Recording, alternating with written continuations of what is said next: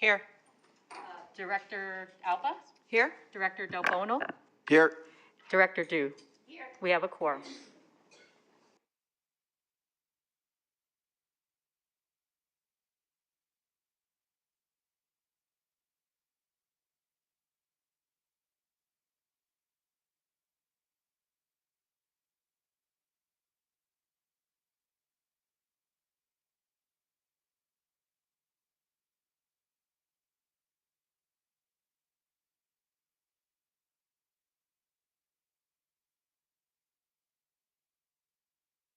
Rather than just calling out bravely.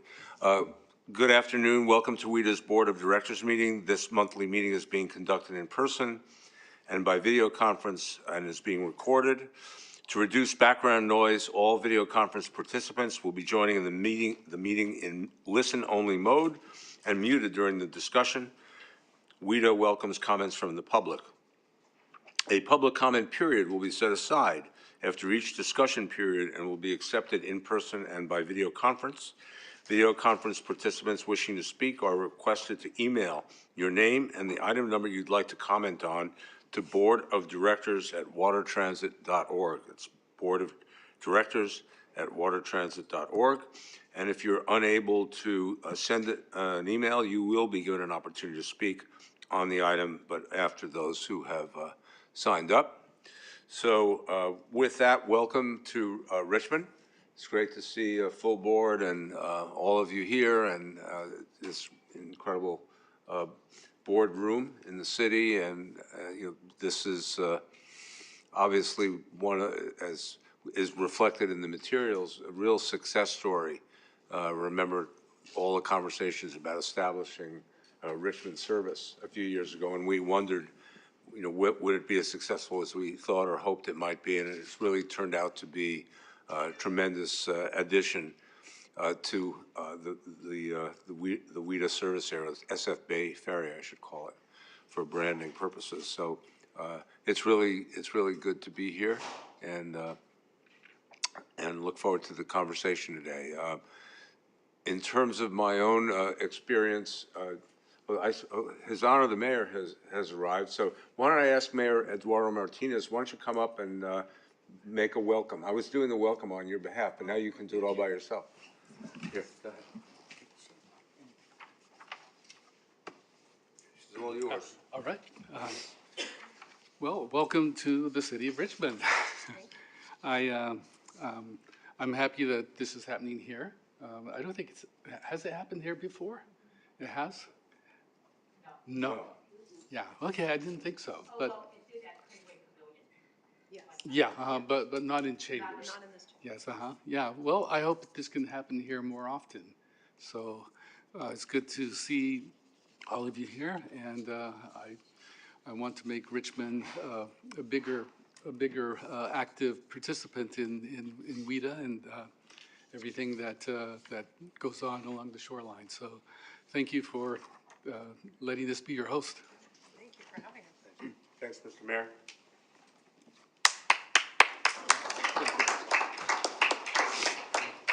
Thank you for having us here.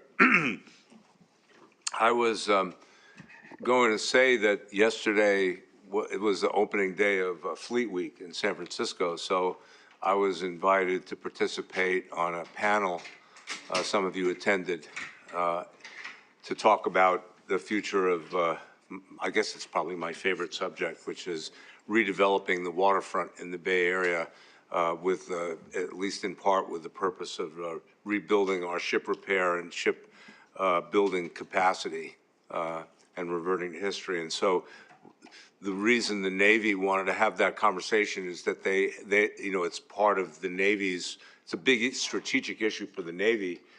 We don't have the number of ships or the capacity in America to produce ships the way we used to. And so if you go back in history, and especially in this city, which got a lot of mention, this city, Richmond, was turning out one Liberty ship a day in World War II. My father served on one of those ships. And so we had this tremendous capacity in shipbuilding in the Bay Area, which slipped away over the course of decades for a variety of reasons, competitive reasons and market demand reasons, and mostly because the Navy stopped making so many ships. They had at one point over 1,000 ships, and I think today we're at 424, but it went as low as 290 something. So, the Navy feels it's in terrific competition, especially with China, to maintain and build our naval capacity. And the history of the world would indicate that nations that don't have adequate naval capacity don't get to be dominant forces, like the United States sees itself. So there's a real movement afoot in America to rebuild that capacity, and it's being led by Carlos Del Toro, who is the Secretary of the Navy, who was here yesterday leading this conversation. And when I got aboard the USS Tripoli, I went to what I thought was just a lunch, but it wasn't just a lunch. It was a lunch with Secretary Del Toro and a bunch of admirals, so about this many people. And everybody got to introduce himself, and each one of these individuals is in charge of some major function of the United States Navy, or in some cases the Marines or the Coast Guard, and so forth. And it's very impressive. And then it led to the to the panel and the speech by the secretary and then by his chief of staff. But the bottom line was amazing to hear the determination, and you can read this as well. He's put out some important papers, and I suggest you do. He's really talking about the importance of rebuilding America's shipbuilding capacity, and he's very specific about the Bay Area and feels that the Bay Area is one of the places where the Navy needs to reinvest and needs to redevelop that capacity. So I was on the panel to talk about electric ferries and our own commitment to the changing nature of how ships are powered in the future, and the construction that's going to be happening, and the sort of new industry that's arising from this. And it's very much in sync with what's happening in the Navy, because the technology there and so forth is going to be different as well. So it all boiled down to what I think is a great opportunity that we have to sort of join hands with the USS Navy. Our specific interests are not exactly aligned in what type of ships we're going to be built, but collectively, the investments that could be made in the region to rebuild shipbuilding capacity might exceed what we're going to do, even in the vessels that we're going to create. But when you add in the Department of Defense and the U.S. Navy, suddenly you've got some real financing capability that's going on there. And so we had a chance, I think, to really talk about Elaine Forbes from the Port of San Francisco was on the panel, and Sal Vaca from the Working Waterfront Coalition, because workforce, what are the obstacles to doing this? All the things that are reiterated in the minutes and that we'll cover in today's meeting were discussed. What is the existing fiscal infrastructure? What would it take? What are the opportunities that we have? What are the challenges that we have? Congressman John Garamendi was there. He's a huge proponent of this, and he's a huge proponent of the Jones Act, because there's some deliberations in the military and the Navy about whether ships should be built overseas in order to very quickly, be more competitive, but it doesn't solve the problem for our long-term competitiveness if we're relying on overseas production. So Garamendi is very, very supportive of building ships here, particularly Mayor in Richmond. And you've probably discussed this with him, I suppose, but if not, you should. And he was talking about Richmond High School and John F. Kennedy High School, and look what these folks are doing in the programs, to train the youth to get into the future jobs that will be life-changing opportunities. So I know I talk about this a lot, but I definitely talked about it yesterday, and I was definitely feeling on the panel like there was a lot of good response. Most of the people in the audience were from the military, but but Lauren even said it was good, right? Cheered me on a little bit there, because She's paid to say you're rich. Yeah, but the rest of them weren't. Only Lauren was paid. The rest of them, and Emily Loper, were the only paid people. Everyone else was there of their own volition. So in any case, that's my comment for today. I'm glad to see, I've ridden the ferry most days, the last few days, and as usual, the service is, terrifically outstanding, and just always get very fine comments from people about the work that's being done, and I think a lot of it's reflected in the materials that we'll discuss later. So since it's on the agenda, I won't get into it, but a lot to be proud of here. And with that, I'll turn it over to. If I might, go please. if I might continue my welcome, you got me excited. Yeah, that's my mission. Yeah, so as mayor, one of my main objectives is to revitalize the port, and I've been pushing that. I got us a new port director, and we were not considered by the offshore wind industry. I went to several of the conferences, and I let developers know that we have a port that is available, or will be available. And we've had developers, from Crowley to a company in Houston who are interested in using the port for doing some offshore wind building. One company was basically interested in building the bases for the offshore wind towers. And I'm also interested in shipbuilding. I know that the offshore wind industry needs ships which aren't built yet. It's a nascent industry, and all the ports need to pitch in to make sure that it's capable of being supported. So I'm pushing to make that happen, and hopefully by the end of my term, my 2 terms, because I plan to be reelected, by the end of that, we'll have the offshore wind industry coming to Richmond. But I'm really hoping that we can do shipbuilding. I mean, I call my vision reviving Rosie. So I would like to make sure that women are part of the shipbuilding industry also. Yeah, there was a lot of discussion around equity, and if we're going to create an industry, to make sure that we're doing it in helping the people who need, in the communities that need the support, and kind of do it right, and not do it for their benefit and not just affect them. And so that was loud and clear. At least we discussed that a lot, and I think Richmond came up quite a lot in the conversation. The military is one of the great things is they're very immersed in history. And so the fact that all the shipbuilding that happened here in World War II may have been forgotten to some degree in the public in subsequent generations, but it's not lost on the military at all. And they really value what took place here 75 years ago that enabled the United States to remain a free country. So they're very, very, I was surprised to hear this. I was almost shocked to hear the level of intensity about their intentions. And then, Congressman Garamendi, in his speech, said to the secretary, they had the admiral there who's responsible for making these decisions about where stuff goes.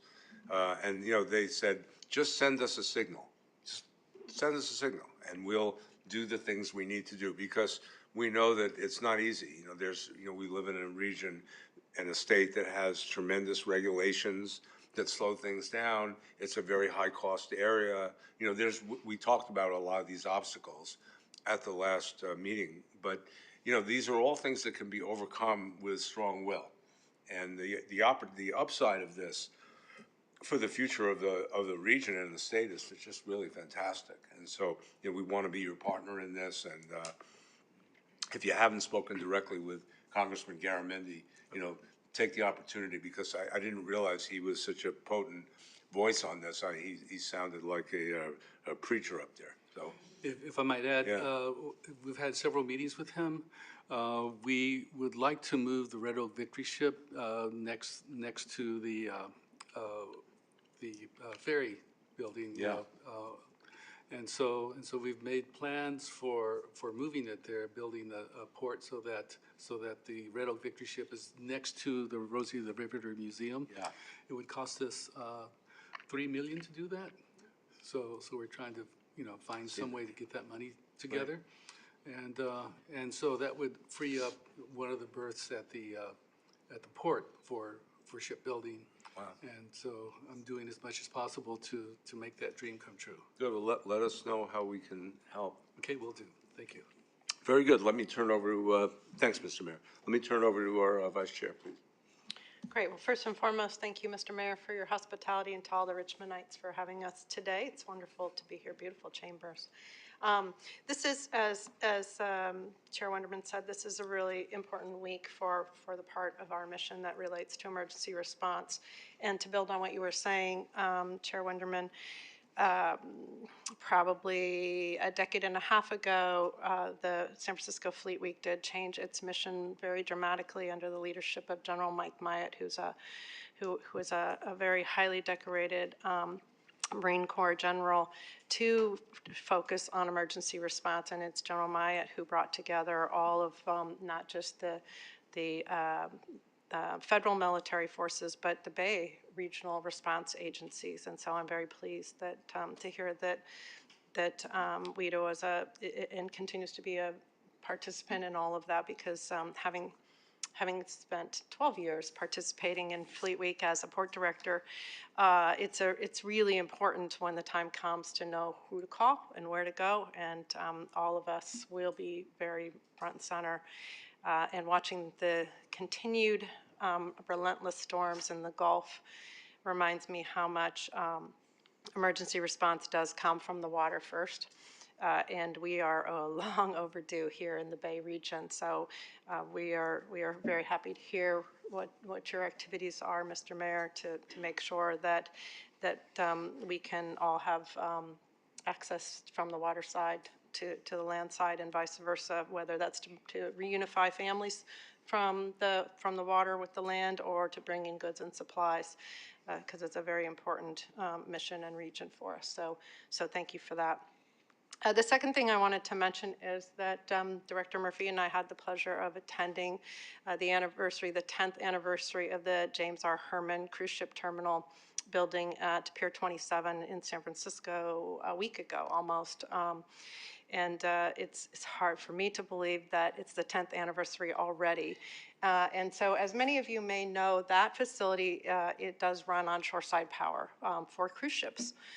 It was something that was done a long time ago. It was not an easy thing to do, but I've always felt that if we can bring shoreside power to cruise ships, which are virtual hotels moving around the world, we can bring them for ferries. Again, not easy, but absolutely something we can do. In listening to the immense speeches, there were quite a few speeches that were given that day, but in listening to them and how the terminal has been used in the years since it opened, in particular during and after COVID, it reminded, I think, both of us of the importance of public facilities and the multiple uses that they come to have, many of which you don't foresee when you're toiling away trying to get them done. And so I think we both left inspired to make sure that as we continue to move our strategic plan forward for WETA, that our facilities can be there for things we haven't yet anticipated today, one of which will be emergency response and family reunification, which is always an important thing. So it was a really gratifying and celebratory day, and was really pleased to see how that facility has weathered challenges already in the past 10 years and done it magnificently. So if you haven't ever been there, I encourage you to go there and have a little inspiration of your own. With that, that concludes my report. Thank you. Director Alba? Well, thank you so much, Mayor, for having us here today. It's great to be here, and I really enjoyed my travels up here. So I live in Redwood City and hopped on Caltrain and got over to the ferry terminal, and then took the ferry up here and van-pooled over. And so it's always a pleasure to be on the water, and living on the peninsula. I don't get to spend enough time on the ferries, but every ferry ride is a positive experience. And so a few weeks ago, I had a chance to hop on the last of the 4 or 5, I think it was 4, Giants, the Redwood City Ballpark Service Pilot ferries from Redwood City up to Oracle and Chase Center, and it was a fantastic ride. The ferry was comfortably full, so many super excited kids, residents of all mobility and ability, and so many of them said that they would have driven and parked if they didn't have the ferry, and they loved being out on the water for the slightly less than 1 hour ride. And so I'm hoping that we can continue that pilot depending on how the numbers work out. And I know that there are also just ferry landing challenges and opportunities. And so I was very excited to see just the level of excitement from the people on the ferry. And I would say probably 30% took the ferry not to go see a Giants game, but to just get on a ferry and go into San Francisco. And then I think quite a few of us took Caltrain home. So it's definitely a fantastic option to have. And I got a chance to also meet with Redwood City Port Commissioner Stan Maupin and Nancy Radcliffe, and so that was my first chance of meeting them in person. And so having had that personal introduction adjacent to the ferry, all by chance, it was not in any way organized. I paid my fare, I went as a citizen and just had a really, really good time. So I appreciate all the hard work that staff and Blue and Gold Fleet continue to do to make our water transit and ferry travel such an amazing experience. And I think I'm going to conclude right there. Thank you. Thank you. And thank you for paying your fare. We need that. Director Del Bono. I just want to thank you for having us, WETA, and hosting us. I love the city of Richmond. Started out on an ambulance working here when I was 19, so I like coming back here. I think there's a lot of neat things about this city, that not just the history, but you know where it's come from and where it's at now. So appreciate you having us here this weekend. Fleet Week's always fun in the city. All our armed service personnel are in the city. It's nice to have that back too, and see people dressed up, going out, having a good time in San Francisco. And then on Sunday, I hope people come up on the weekend for the Fleet Week, but the Sunday too is the Italian Heritage Parade in North Beach. So that's something else. Hopefully the citizens of Richmond will hop on the ferry and come up. But it's nice having service here, and I'm glad it's getting done. Thanks for having us. Director, thanks. Director Du? Yeah, thank you. Thank you, Mr. Mayor, for hosting us today, and appreciate the opportunity to be here. And I wanted to share that I got to attend the open house for the Working Waterfront Coalition, which is a training program for folks to get into the maritime industry. And you know, I'm excited to hear the continued conversations around increasing shipbuilding. I've heard Congressman Garamendi several times talk about how important that is, and the investments he wants to see made there. And so I think it's critical that we are supporting that effort to make sure the workforce is ready locally for those jobs. So I'm excited about those opportunities. Thank you. Thank you. Thank you. Well, we'll get to the staff report. The only other thing I'd say is at the end of the panel, they had a public a period where people could ask questions, and who stepped up to the microphone but our former chair, Jody Breckenridge, with a tough, complex question that I couldn't hear because the speakers were facing out the other way, so I could never hear what anybody was saying. But I sort of tried my best to understand. But she's very involved in this, and is really a big ally for this movement. So as it probably would surprise no one here. Let's turn to Director Murphy and his staff for your report. Thank you, Chair Wonderman. Thanks for your comments from the board. A couple of things to note. One, I just want to congratulate some members of the board. Director Alba was just re-elected as Secretary of the Association for Commuter Transportation to the Board of Directors. Congratulations. Chair Wonderman, congratulations on being nominated for San Franciscan of the Year by the Examiner. I thought that was great to see. Yeah, it's excellent. And Director Moyer, you're right. That celebration of the 10-year anniversary of the cruise ship terminal, I thought it was just an excellent event. It's the first time I've been in the cruise ship terminal. It's really something. The way that the city is just presented to people who are walking off of those cruise ships for the first time, it couldn't be more ideal. I understand it could have been located in a different spot, and it probably could have been done a little bit less than what it does today, which I think would have been really unfortunate. And everybody who did speak on that program, I think mentioned you as the reason why we did it right. So it was inspiring, and congratulations for making sure that happened. I'll introduce some new members of the WETA staff. We're growing thanks to the board's decision to approve our reorganization plan about a little more than 6 months ago. And we've been moving quickly implementing that. Dory Fanaki is a new transportation planner at WETA. Welcome, Dory.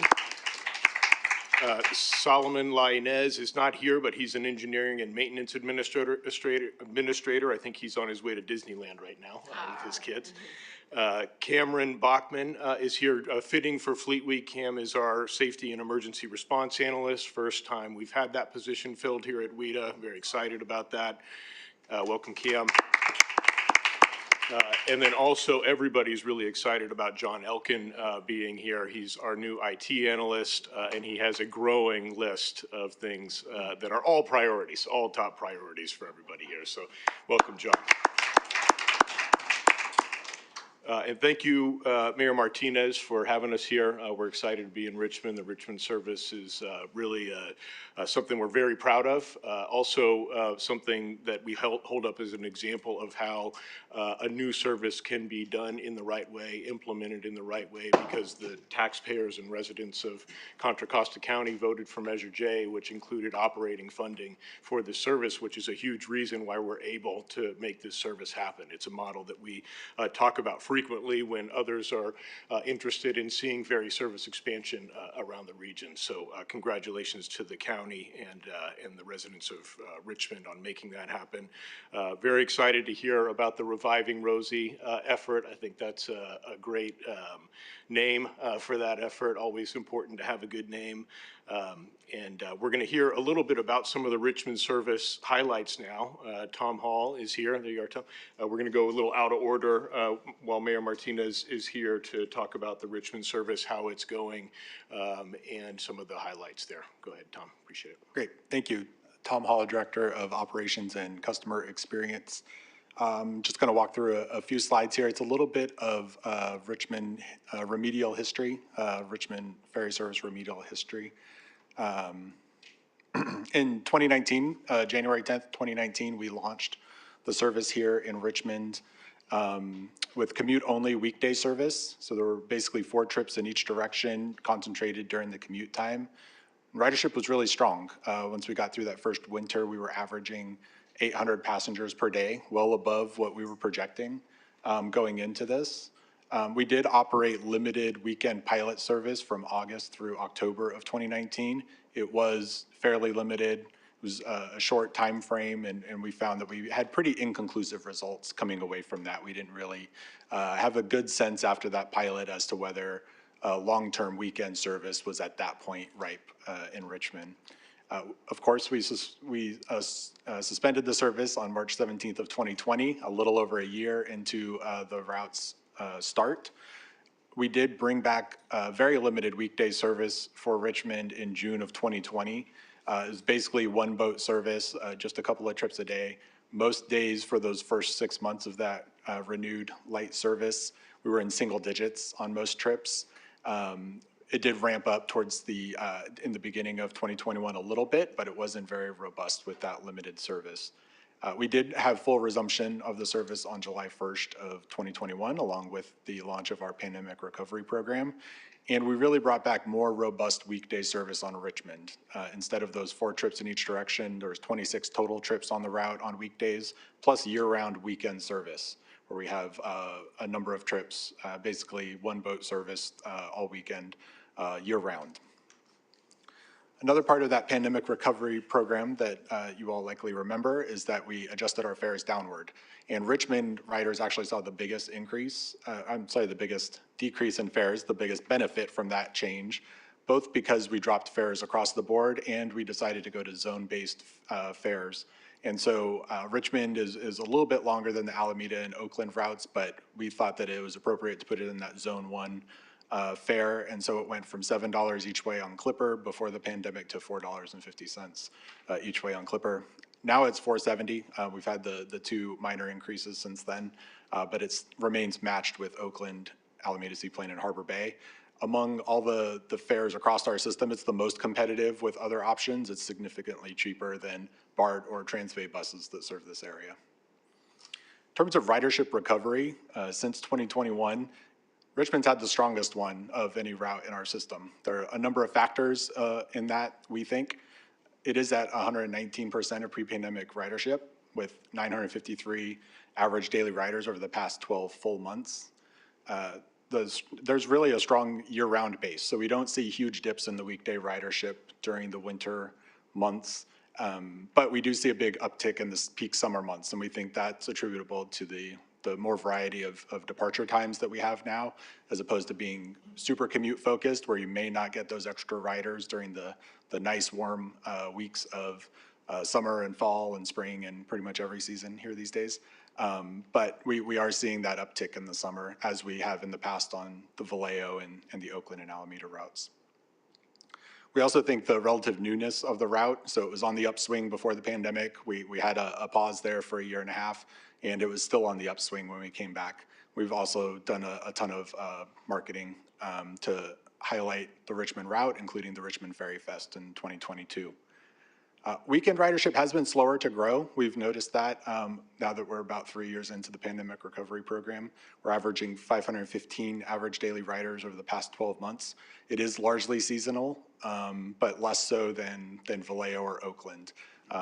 It doesn't get quite as high in the summer as we would anticipate. The schedule isn't really particularly robust. It's kind of an odd time commitment, the 35 minutes. We're doing it with 1 boat service to keep costs down. That creates some gaps in the schedule. And so we've acknowledged those and are looking forward to trying to fix those going forward. In terms of opportunities going forward to grow the ridership in Richmond, we are working with CCTA on a collaborative targeted marketing and promotional campaign that we'll be talking about later in the agenda.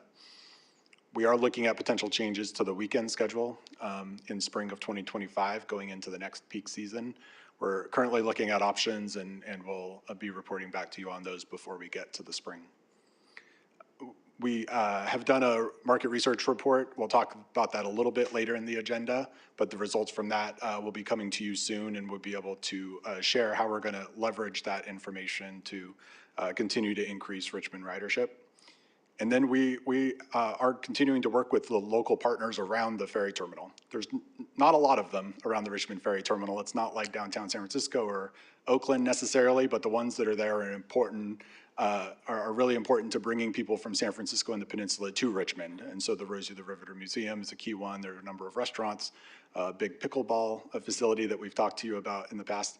And so we're going to continue to coordinate and market locally in Richmond to make that a destination and get people to come over here as well. And then we're going to be looking at potential pilot sports service out of Richmond. It's one of our routes where we have 7-day-a-week service, but we don't have any dedicated sports service currently. So we're going to look at some options there going forward.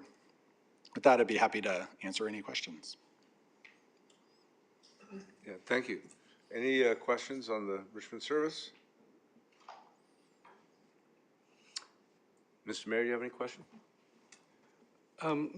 I know that AC Transit, the bus service in San Francisco, step up the number of buses when they have special events. And I was wondering whether or not the ferry service had considered stepping up the number of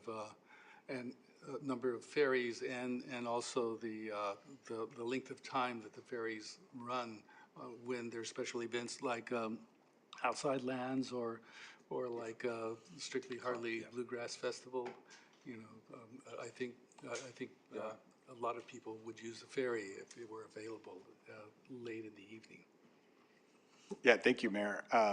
We do on specific times of the year, specifically when there's an event close to the ferry building, we find that that's what really boosts our ridership, and then we respond to that with increased ridership, or I'm sorry, increased capacity. Fleet Week is our biggest weekend of the year, so we do have extra service for Fleet Week. I neglected to mention that we are running the Richmond Scenic Route again this year. It was hugely popular last year, perhaps a little too popular, so we've changed how we're running it a little bit just to manage crowds a little bit better, and doing a reservation-based system to get folks onto that route, but just adding something a little extra for Richmond to draw positive attention to the route, in addition to helping meet that demand. Our other big weekends of the year where we enhance service include Pride Weekend. That's a parade that starts very close to the ferry building, and we see tons of riders come in on that Sunday, in addition to Memorial Day, 4th of July, and Labor Day weekend. Thank you. Good thought. Other comments, questions? All right, well, thank you. Thanks, Tom. I think you were going to roll right with you for schedule changes, right? Yeah, thank you. So we do have schedule changes coming up on November 4th that we wanted to share with you. They're pretty minor overall. They take a lot of work to coordinate because of all the moving parts involved. And so I want to thank both Mike Gowerty and Arti Krumbandan from our planning team for working through those with us, in addition to Aiden Anderson and the team over at Blue and Gold Fleet. It's really a collaborative effort that is a lot of work, but pays off with better service for our passengers.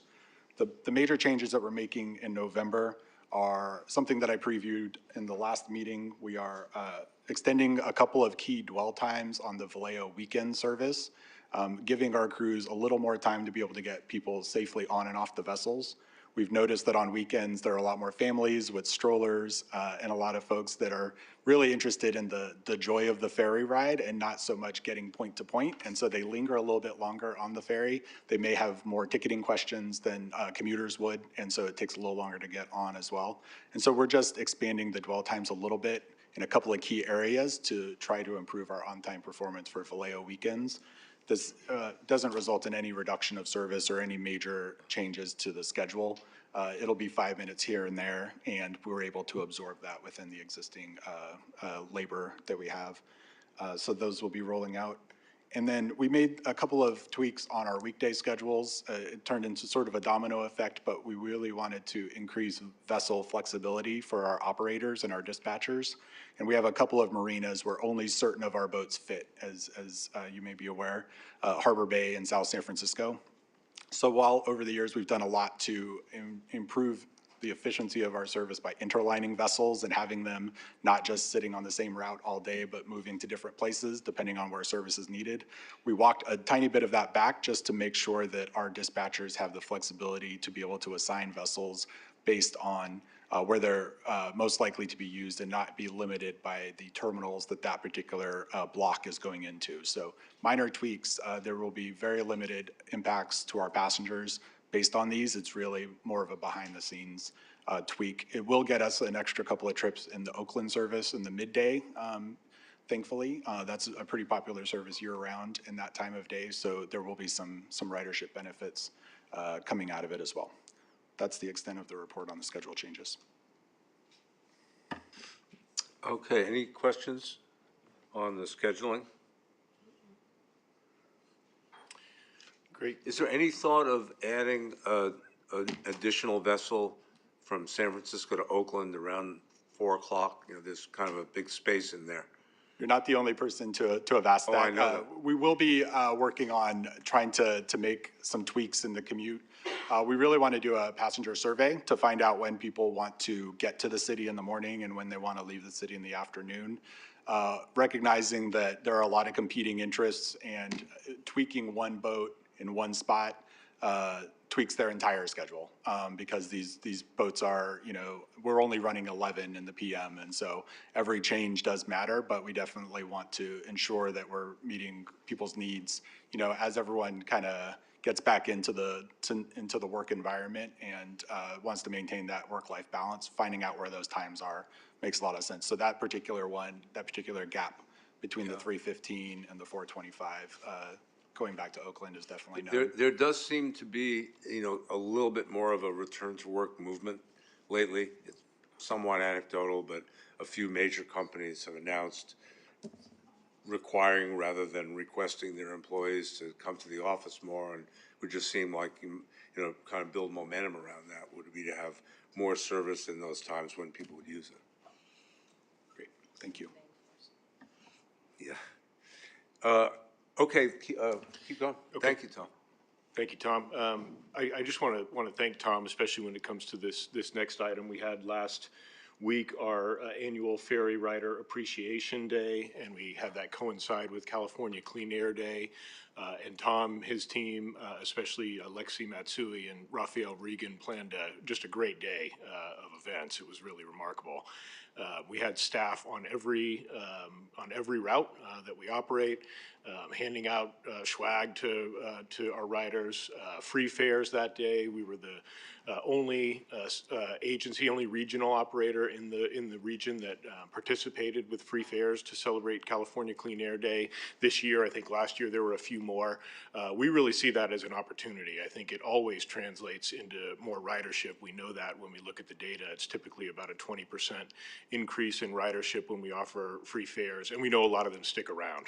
They try the ferry once, they like it. We've seen our customer satisfaction results, so we know that when we have a product this good, we need to expose it to as many people as possible. So this is just a great opportunity to do that. We had a really remarkable response this last week. We had a 35% increase in our ridership. I think a lot of that has to do with Spare the Air Day and the great weather that we had as well. So the stars sort of aligned there.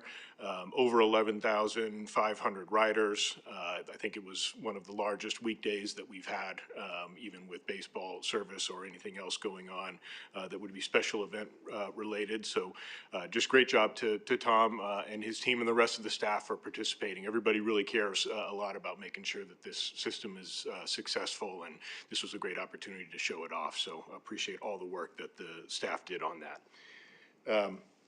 With that, you have a financial statements report in your packet. I do want to mention for the state legislative update that we need to take another shot next session at our bill that would exempt zero emission vessels from state sales tax. Last session, it was held on suspense along with a number of other bills that would have affected current or future general fund revenues.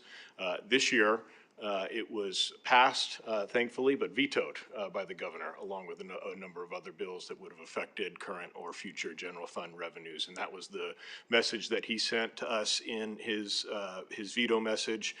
But no reason why we shouldn't try it again. Buses and trains receive this benefit. There's no reason why ferries should be left out of that equation. We have one more session to be able to pass this bill before our first zero emission vessels are delivered. And we'll be working with the governor's office and Assembly Member Wilson's staff, who have been really, really effective so far in helping us get this closer to the finish line. And next session, I think we'll be able to get it across. With that, I'm going to call up Joe Ramey and Gabe Chan to give us our ridership and recovery report.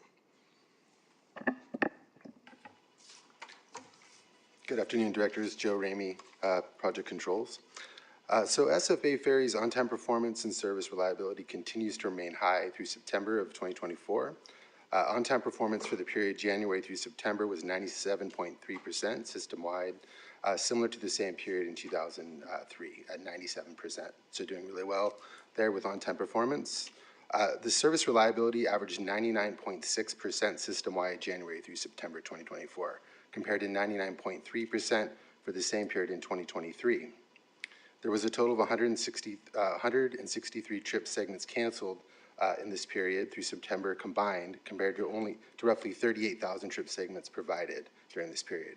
So canceled trips represent about 0.4% of total scheduled trips during this period. On-time performance for the Vallejo weekend service, which we've been having some issues with this year in the summer, has improved over the last several months, averaging 85.4% for August and September, compared to 77.4% for June and July. We think at this stage the improvement is likely explained by ridership seasonality. And with that, I'll take any questions you have. It's very impressive. It's nice to be able to sit up here and understand that we're providing service at such a high level, and people can have such confidence that their expectations are going to get met. Great. It's critical that that's the case. And thank you. Thank you.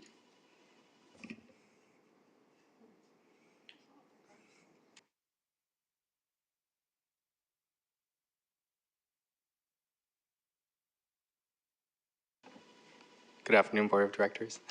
More good news this month. So this report includes data from August and September. In August, we had about 267,000 boardings, and then 237,000 in September. These numbers are both higher than what we have projected in the budget.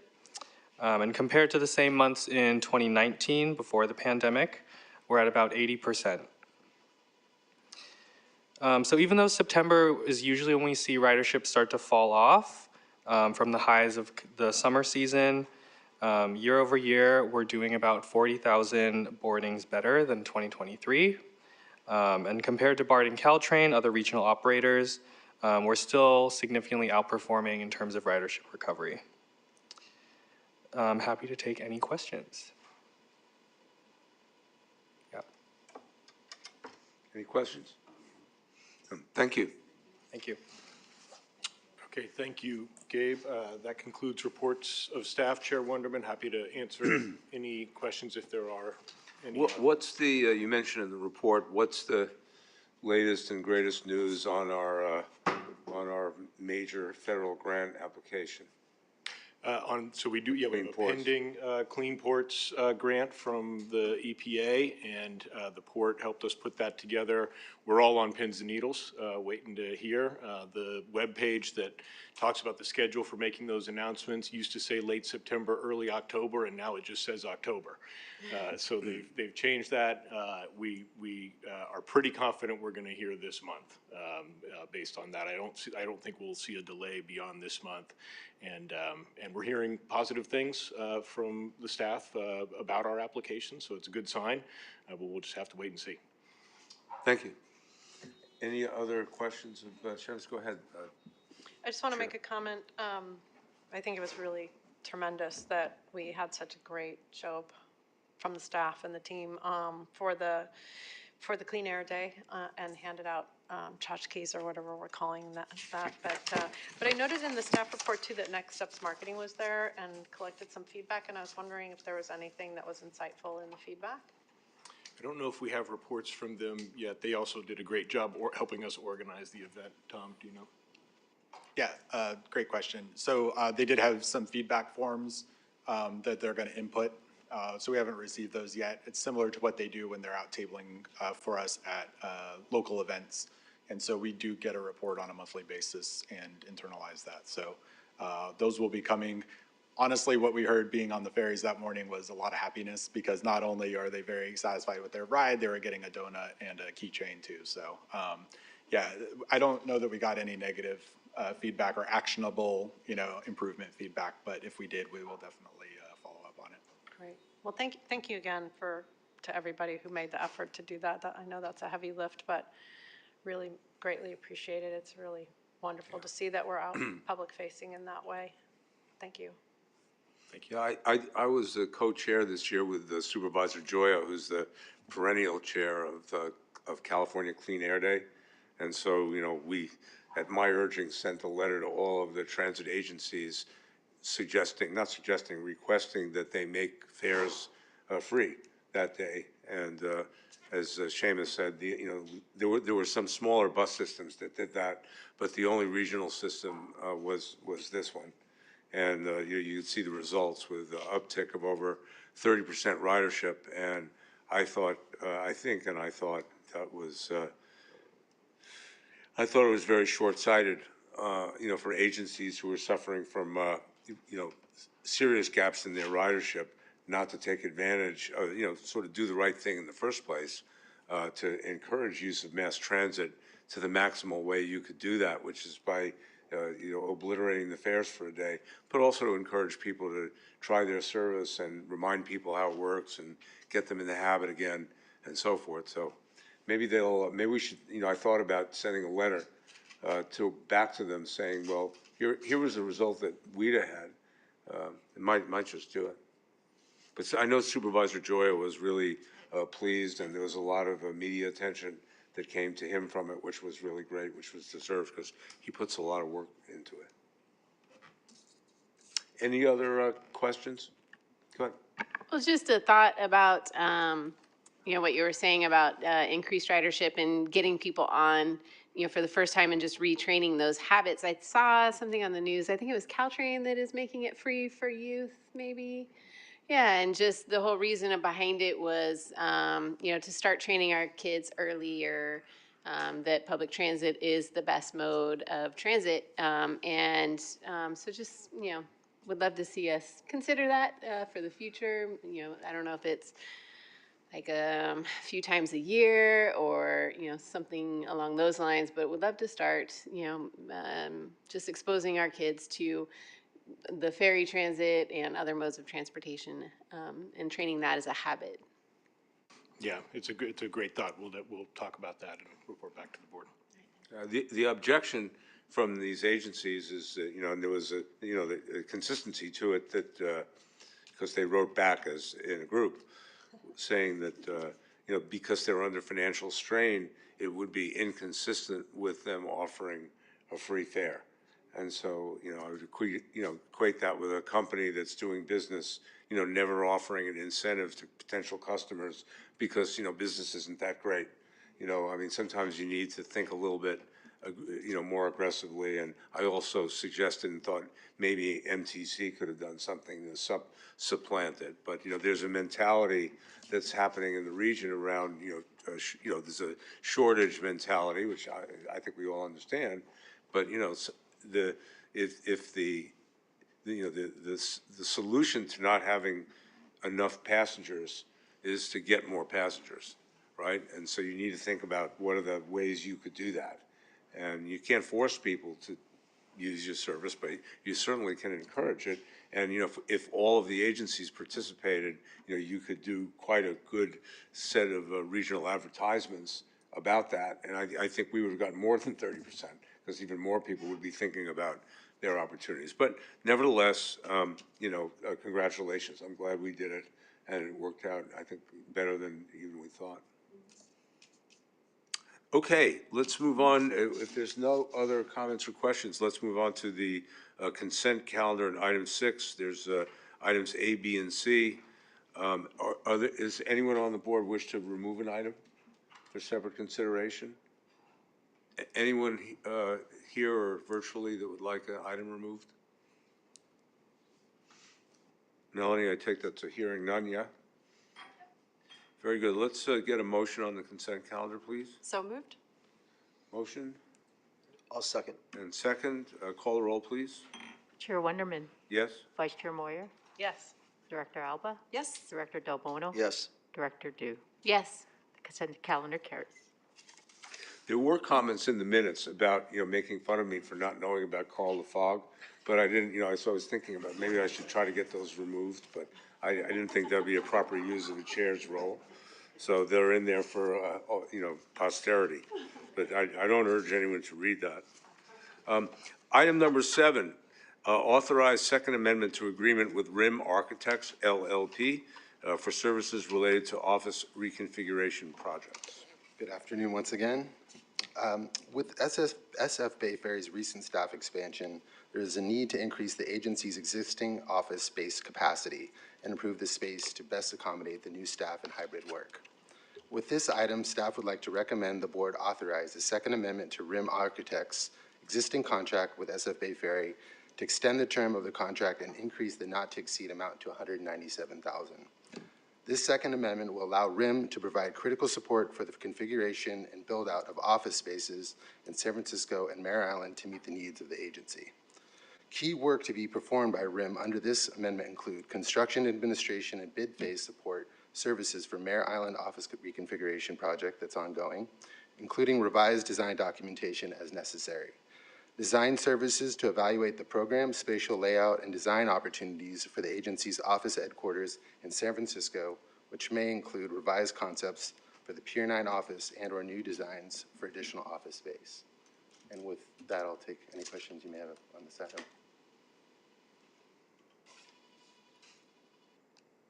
Very good, thank you. Any questions from, or any comments from members of the board? Melanie, did anyone from the public sign up to comment on item number 7? No one has signed up to speak. Anyone here wishing to comment on item 7? Okay, let's take a motion, please. I'll make a motion to move. Second. Okay, we have a motion and a second. Call roll, please. Chair Wonderman. Yes? Vice Chair Moyer. Yes. Director Alba. Yes. Director Del Bono. Yes. Director Du. Yes. The item passes. Thank you. Thank you. Item 8, adopt SF Bay Ferry Regional Measure 3, 5-year operating plan, fiscal years 2025 through 2029.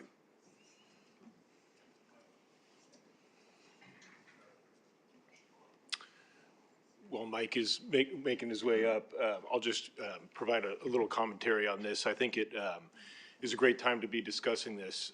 You know, there's a regional push to have a measure on the ballot. There are many agencies that need that desperately because they have immediate fiscal cliffs, and we've always thought about Regional Measure 3 as really being an opportunity for us to not have a fiscal cliff, to have a fiscal cliff that's further off into the future. But we have to remember that bridge tolls don't grow like other funding sources do. They don't grow like sales tax does. I feel like I'm doing my best Tony and Tinley impression right now, but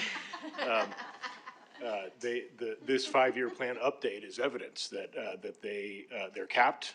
They don't go above $35 million a year. We need the RM3 funds to even reach that limit. They haven't.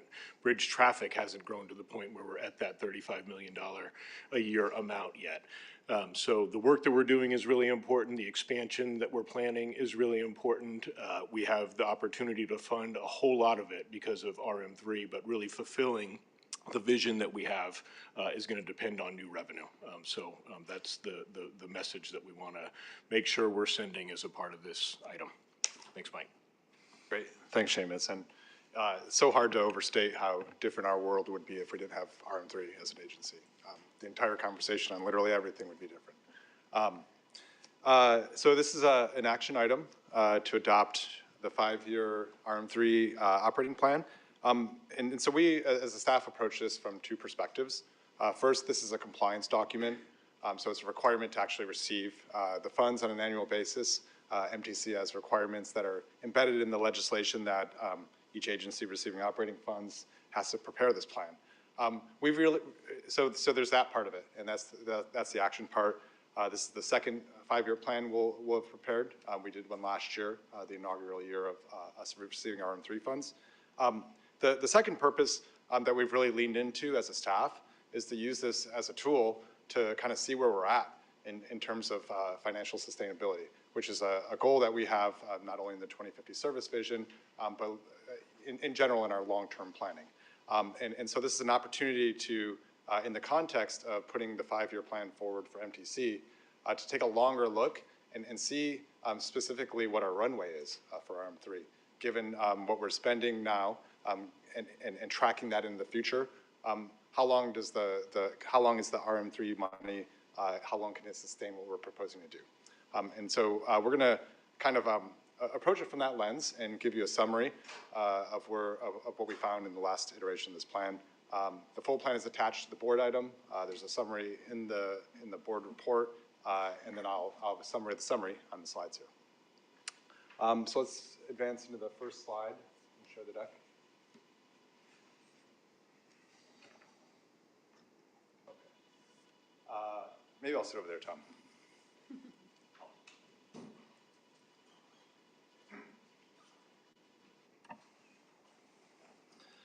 Okay.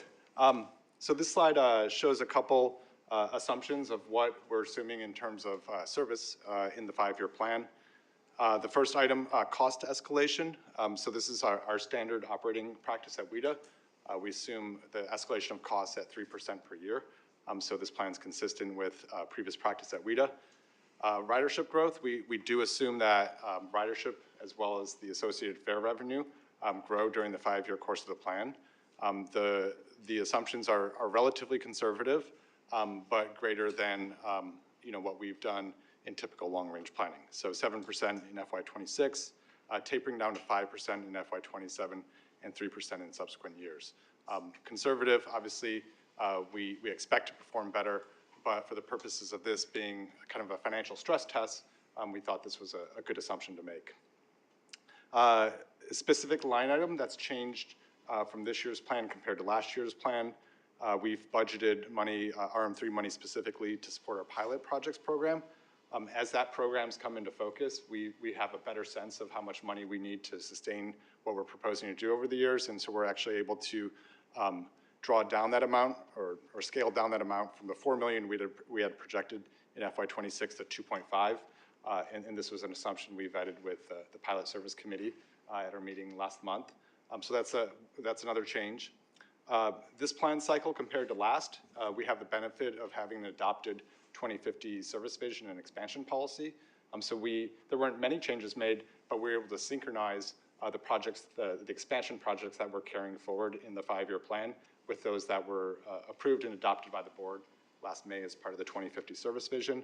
And so these include the Treasure Island project, projected to come online as early as January 2026, permanent service to Mission Bay from the ferry building to Mission Bay, FY27, a Berkeley service coming on as early as FY29, and then an assumption for the Redwood City to Oakland service beginning in FY30, which notably is outside of the 5-year period of the plan, but it's something that we've incorporated into our assumptions when we get to discussing what the projected runway is of the total RM3 program for WETA. Other notable things that have been included in the plan, we've assumed the delivery of both phase 1 and phase 2 of the REEF program. And this is significant because as a staff, we're projecting that there will be operating savings associated with the implementation of electrification in the REEF program. And so we've carried forward the latest and greatest assumptions about the timing for that and phased those savings in over the life of the plan. And then, really the most notable thing in terms of our assumptions is that we've maintained the current service levels that we see today throughout the 5-year horizon of the plan. And more than anything, the new projects coming online, more than assumptions about escalations of cost, that is a really significant driver of the projected runway for the RM3 program. And so those service levels were really designed coming out of as part of our pandemic recovery program. As a staff, we still see ourselves in recovery mode, and for this plan, we're carrying forward those service levels through the entire 5-year duration of the plan. Thank you. A slide on expenditures. Could I ask a question now, or you want to wait till, I could wait till?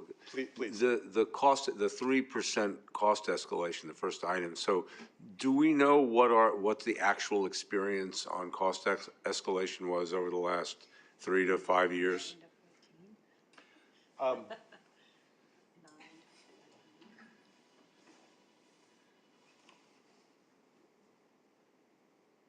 Because it seems a little modest to me somehow, but I know inflation is under control and. Right. I mean, the last 3 to 5 years is sort of a roller coaster ride of craziness. So for the last 3 years, part of the problem is, one of the reasons we feel okay about the 3% is because we have absorbed so much inflation into the fiscal year 25 budget. So, long-term trends, if you go farther back, 3% is a perfectly reasonable number to use. You'll see later in the presentation, we did do some sensitivity analysis that sort of gets at that issue. So it isn't a super conservative number, but we do show you later in the presentation if that number changes, what that would mean for the outlook. Yeah. Thank you.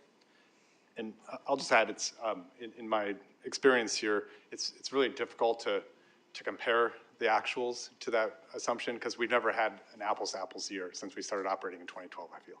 But, you know, it's just been a very dynamic period at WETA over the last decade. New services coming online, new vessels, change in staffing. So it's really hard to get that kind of apples-to-apples comparison and see what the actual, just the increase in inflationary costs is and not something that's another increase in the program. Expenditures. A lot of numbers here. I think I'll draw your attention to the row in bold, annual operating expenses. And so this is showing, you know, the FY25 budget that was approved by the board this May, approximately $75 million. So it shows the growth in operating expenses over the 5-year plan. So we go from approximately 75,000 in FY25 to approximately 79,000 next year, and then it escalates further from that, 87, 85, 92. And so what this represents is the additional cost, the operating cost of bringing those new services on that were part of the 2050 service vision, so Treasure Island, Mission Bay, Berkeley. Like I said, Redwood City is outside the horizon of this plan. It also represents in some of the dip, for instance, the seemingly irregularities here, like the dip in expenses in FY28, it represents the phasing in of those assumed savings from electrification. And so that's why we're certainly not operating less service in FY28. We're just seeing a significant number of new routes coming in under our REEF program in FY28 and realizing some of those electrification savings. That's the picture on the expenditure side. On the revenue side, it's an entirely different look beginning this fiscal year and in subsequent years than what we were seeing in FY24. And the big driver of that is the full subscription of the federal COVID relief funds that were previously available to the agency. And so we had a substantial number of COVID relief funds that were supporting current service levels that we launched as part of the pandemic recovery program. With those funds being fully used and us maintaining the current level of service that we've had in previous years, those funds does need to be backfilled. And this was the opportunity, almost the very auspicious timing in a way of the Regional Measure 3 money shaking loose. It gave us an opportunity to backfill those federal dollars that had been supporting the system and continue operating what we operate. And so no COVID funds, same service, and then the only other significant change here from what had been assumed in the previous plan is that for FY25, we're not yet receiving the full $35 million allocation of RM3 funds, and that's due to less than full revenue collected by MTC on the bridge. However, beginning in FY26, we're projected to receive the full maximum $35 million annually from MTC. The other item to note in this slide, besides acknowledging how lucky we are again to have Regional Measure 3 funds, is that in each year of the plan, we are using more RM3 money than comes in on an annual basis from MTC. And the way that we're able to do that is by accessing a reserve account that we have established for our use that collected the money from the first 5 years of the toll collection before we were able to actually access the money. And I'll have some more on that in the subsequent slide. The next slide, actually. And so the way the 5-year plan works, the way we're actually able to balance the budget, the operating budget we have, is we fully use the RM3 money coming into us on an annual basis, and then we're actually able to draw into that reserve account that we have. And so we have an annual need for more money than we're getting in RM3 on an annual basis, and we draw from that reserve account to balance the budget ultimately. In terms of the amount of this reserve account, in FY24, we were projecting an ending balance at FY25 of $60 million. As it turned out, that balance came in at 64 million at the end of last year. And so we're able to start the current fiscal year at a higher level than we had anticipated in the previous plan. So our reserve account at the beginning of FY25 is the $84 million highlighted in the second blue cell. And that's an increase than the 72 million that we'd assume we'd have at the same time period in the previous plan.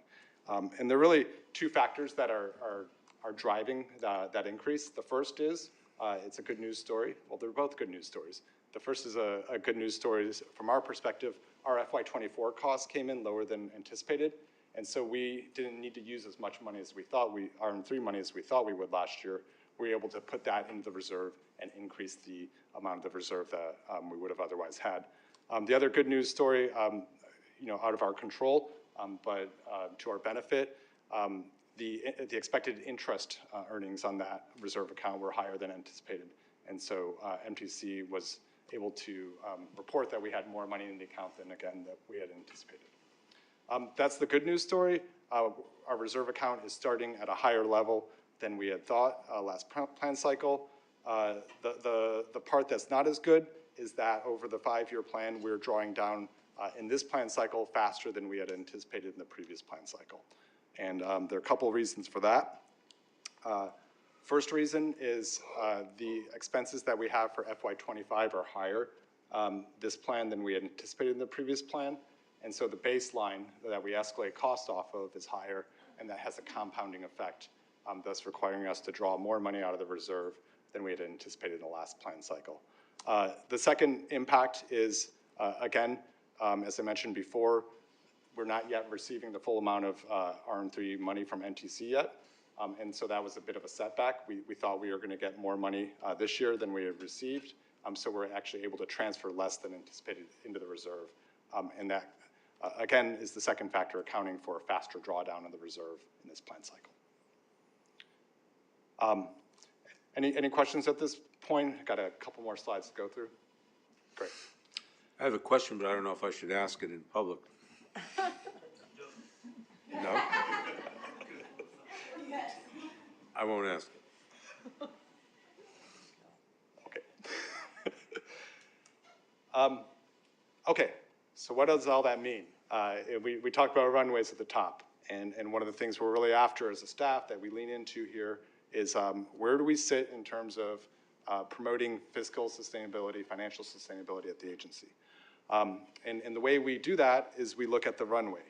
We look at what is the year based on the rate things are going, on what we're projecting, that reserve account is spent, that we run into a deficit and we're no longer able to backfill the operating subsidy we need to operate what we operate. Last plan cycle, that runway year was FY37. This plan cycle, that runway year has moved in to FY34. And so that's a combination, again, of those factors, those same factors that were resulting in a faster drawdown of our reserve. That's the higher than anticipated costs, baseline costs for WETA, that compound over time. And then initially not receiving the full allocation of RM3 funds from MTC. We acknowledge the really good work Gabe and Aaron in particular have done in creating a model that looks much further out than just the 5 years of this plan. There's a model that looks out on a 30-year time horizon that allows us to create these projections. So we ran a few scenarios just to give a sensitivity test to if certain things changed, how would that impact our financial outlook? And so the two scenarios we tested, first, what if costs came in, costs escalated at a higher rate than we've assumed? And so the scenario we tested was costs come in at 4% a year in terms of escalation rather than 3%. That additional 1% shortens our runway by 2 years. The other scenario we tested is what if the REEF program was delayed and these assumed savings from electrification didn't materialize in the lifespan of the plan as anticipated. So there were no electrification savings. The impact of that scenario would bring our runway in an additional 3 years. So the financial outlook of WETA is very sensitive to managing the escalation of costs on a long-term basis as well as delivering the REEF program and realizing these projected savings from electrification.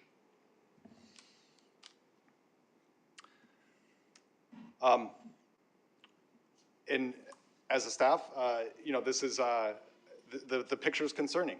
I think there's an expectation, internally and externally amongst our stakeholders that the RM3 money available to us delivers a larger program than simply what we are showing here at the current service levels and what we've shown as the Tier 1 expansion projects in the 2050 service vision.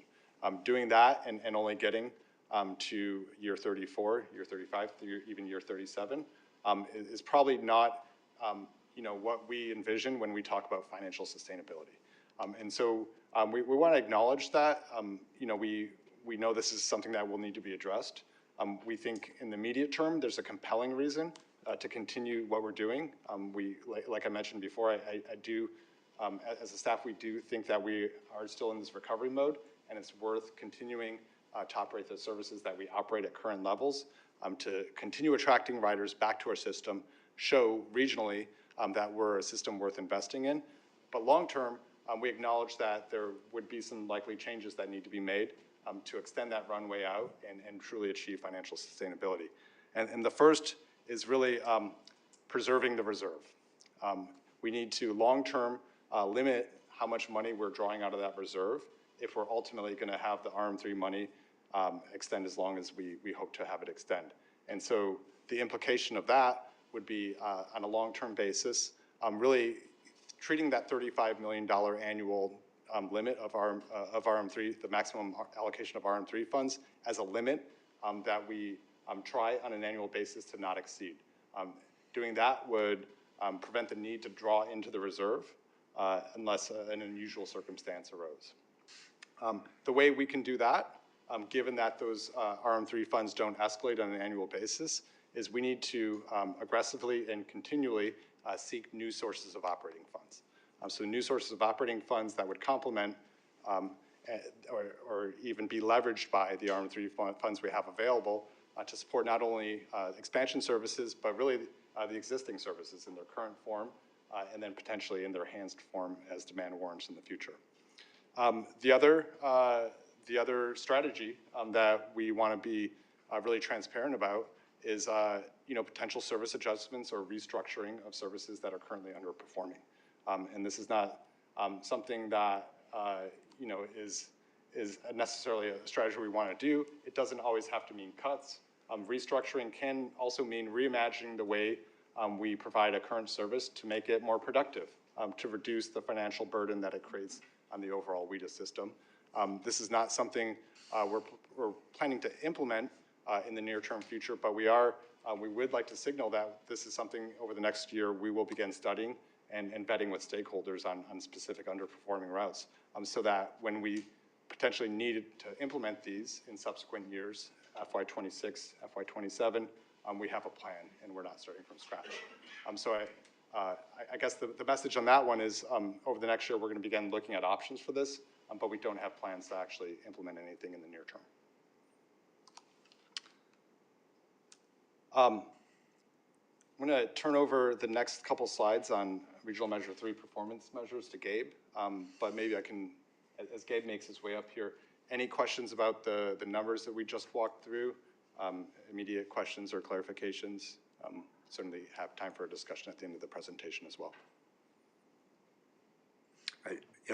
I'd say it's interesting that we have there's a perception that we're rich within the transit world, right? People look at this organization and think we're the ones with all the money. And it's interesting how it we are fortunate to have resources where we're actually able to grow, and so we have plans to do that. And then once you implement those plans, you quickly run up against the ceiling, and that's what we're thinking about. Well, what is that ceiling? And then if you do, what do you do about it?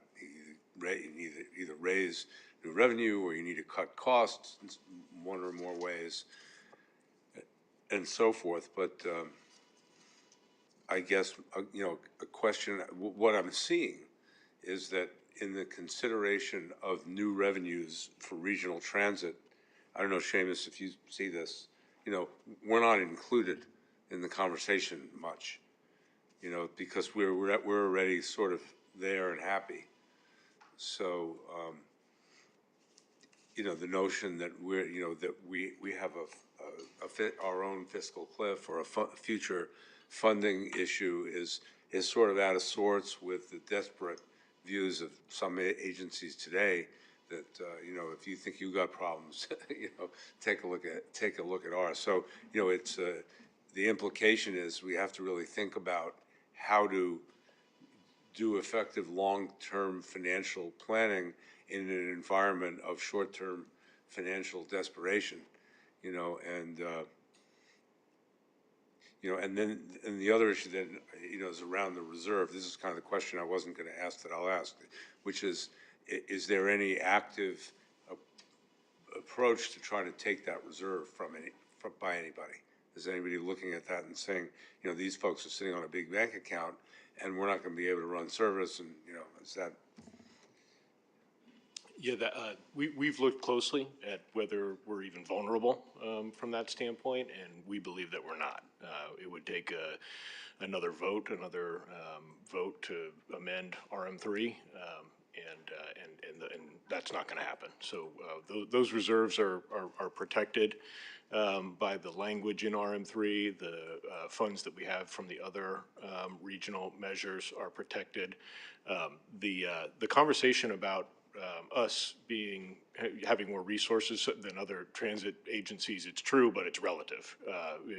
We don't have an FY26 fiscal cliff, and that's the crisis that's at hand. So we are not being totally ignored. There are other small operators that also have longer-term fiscal cliffs, that inflationary pressures have affected their budgets. They're not able to do some things that they had in their strategic vision either because of those inflationary pressures, and those issues are being accounted for in the regional ballot measure conversations. They're just not front and center like the BART and AC Transit and Caltrain and Muni-related issues are.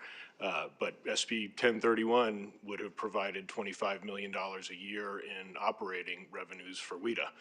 So we were being thought of. There was guaranteed funding in that measure that we would have received if it had made it through the process. Some of the newer proposals in the regional ballot measure conversation, the guaranteed funding is a little less clear. When you're looking at the proposals, anytime you see the words county flex, that's usually where it's going to come from.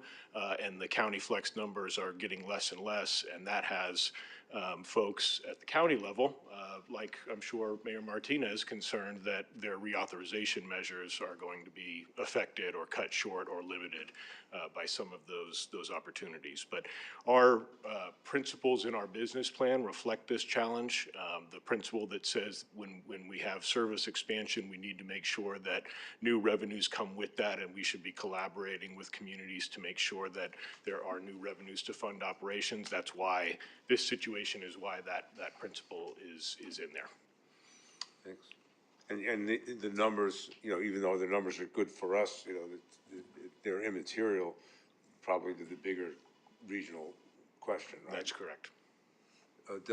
Director Del Bono? I know we've talked about it a little bit, but at what point do we start looking at, keeping the reserves up? And I'll specifically point it out, but the South San Francisco service, that hasn't had a recovery in ridership. And, if we're looking in the future and trying to boost our reserves, and I mean, I think as a board, we got to have a conversation about that at some point too. Director Alba? I think one of the truly enlightening numbers in here, the agency is on a fantastic decarbonization journey for climate change reasons, but we're also seeing huge cost savings by electrifying our fleet if these numbers are right. So runway year without electrification savings is fiscal year 31. and that's extended to fiscal year 34. So that's huge and something we should celebrate and recognize, and that the initiatives that we're now putting forth are not only benefiting the environment and our regional air, but also the bottom line of the agency. So I think that's something we need to just recognize and celebrate. Thank you. Go ahead.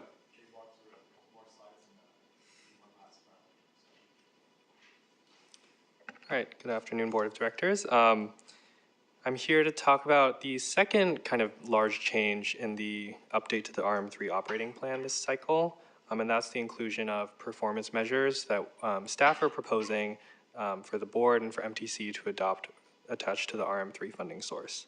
So as you may know, RM2 had a fare box recovery performance measure attached to those funds. It was 40% fare box for peak-only service and 30% fare box recovery for all-day service.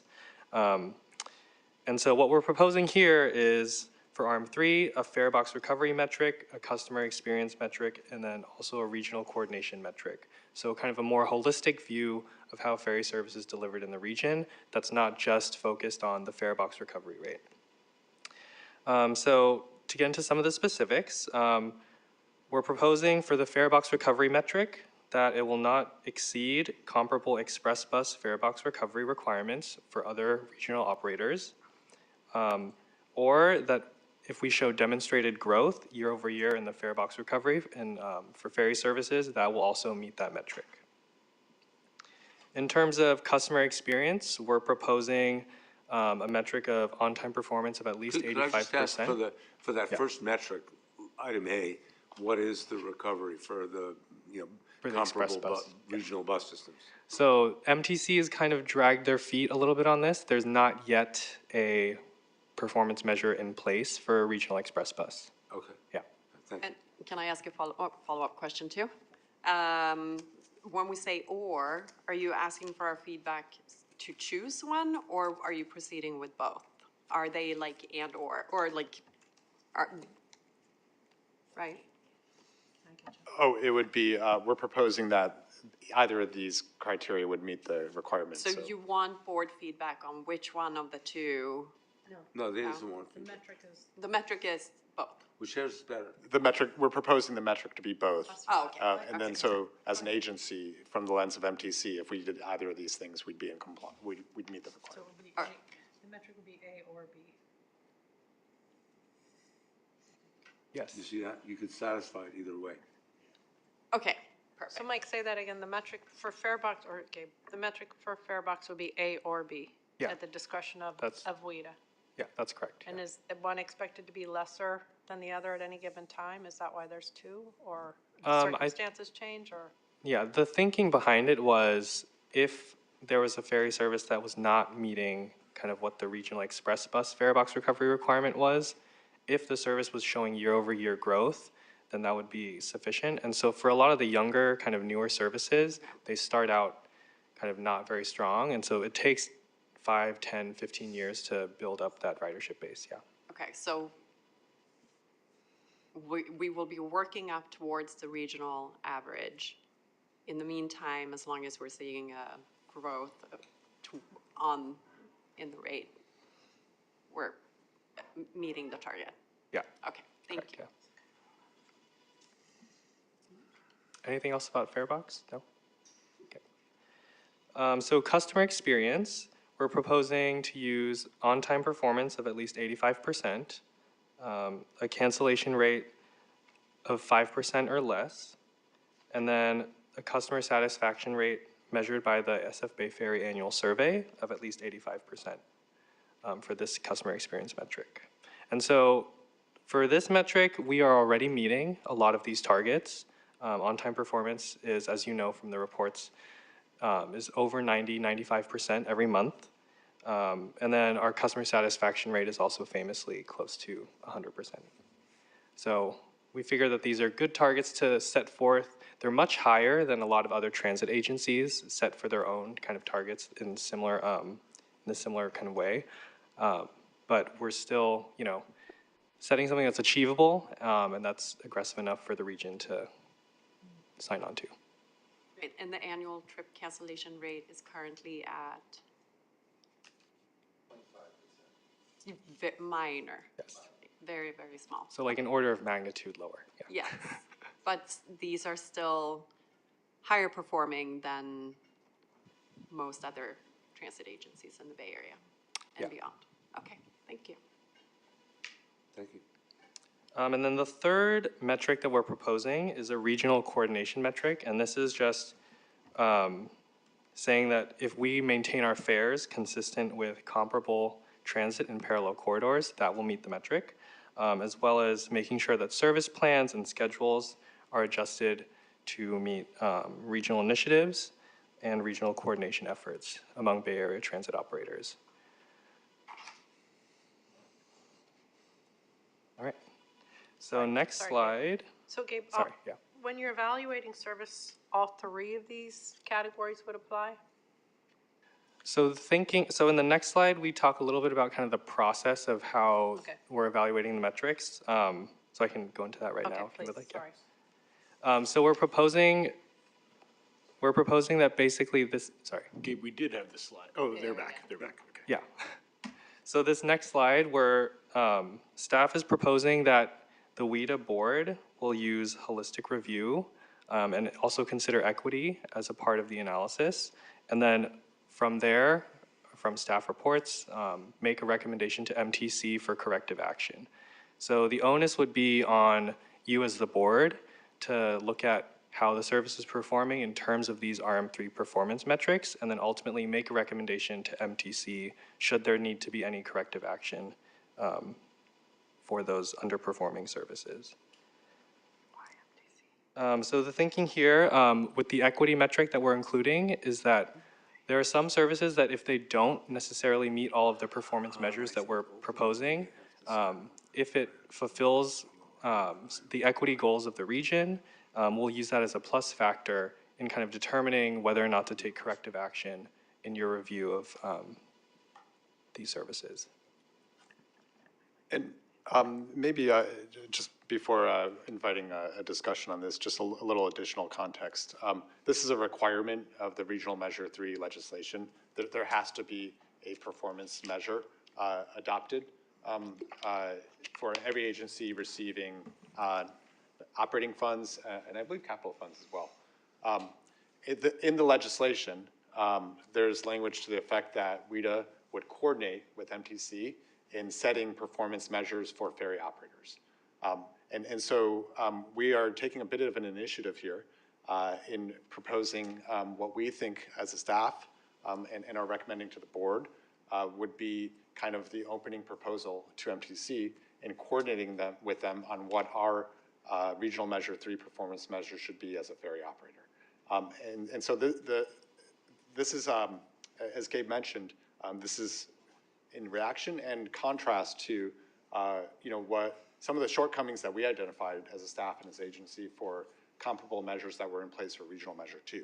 And the two issues that we're trying to address in what we've proposed here are namely the limitation, the kind of sole focus on farebox recovery, the fact that that didn't capture, some of the potential benefits that we look to in terms of expanding ferry service, the high ride quality, as reflected in some of the metrics that Gabe walked through, as well as the pursuit of equity.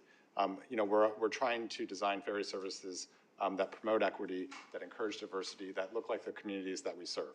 So the Regional Measure 2 measures didn't promote our ability to do that, so we're trying to do something with Regional Measure 3 that would.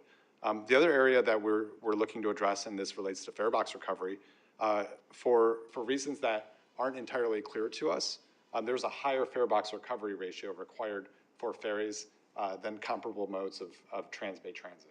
We just didn't see the reason or the rationale for that, particularly in an era that we're trying to promote regional transit integration and coordination. Because Heminger hated ferries.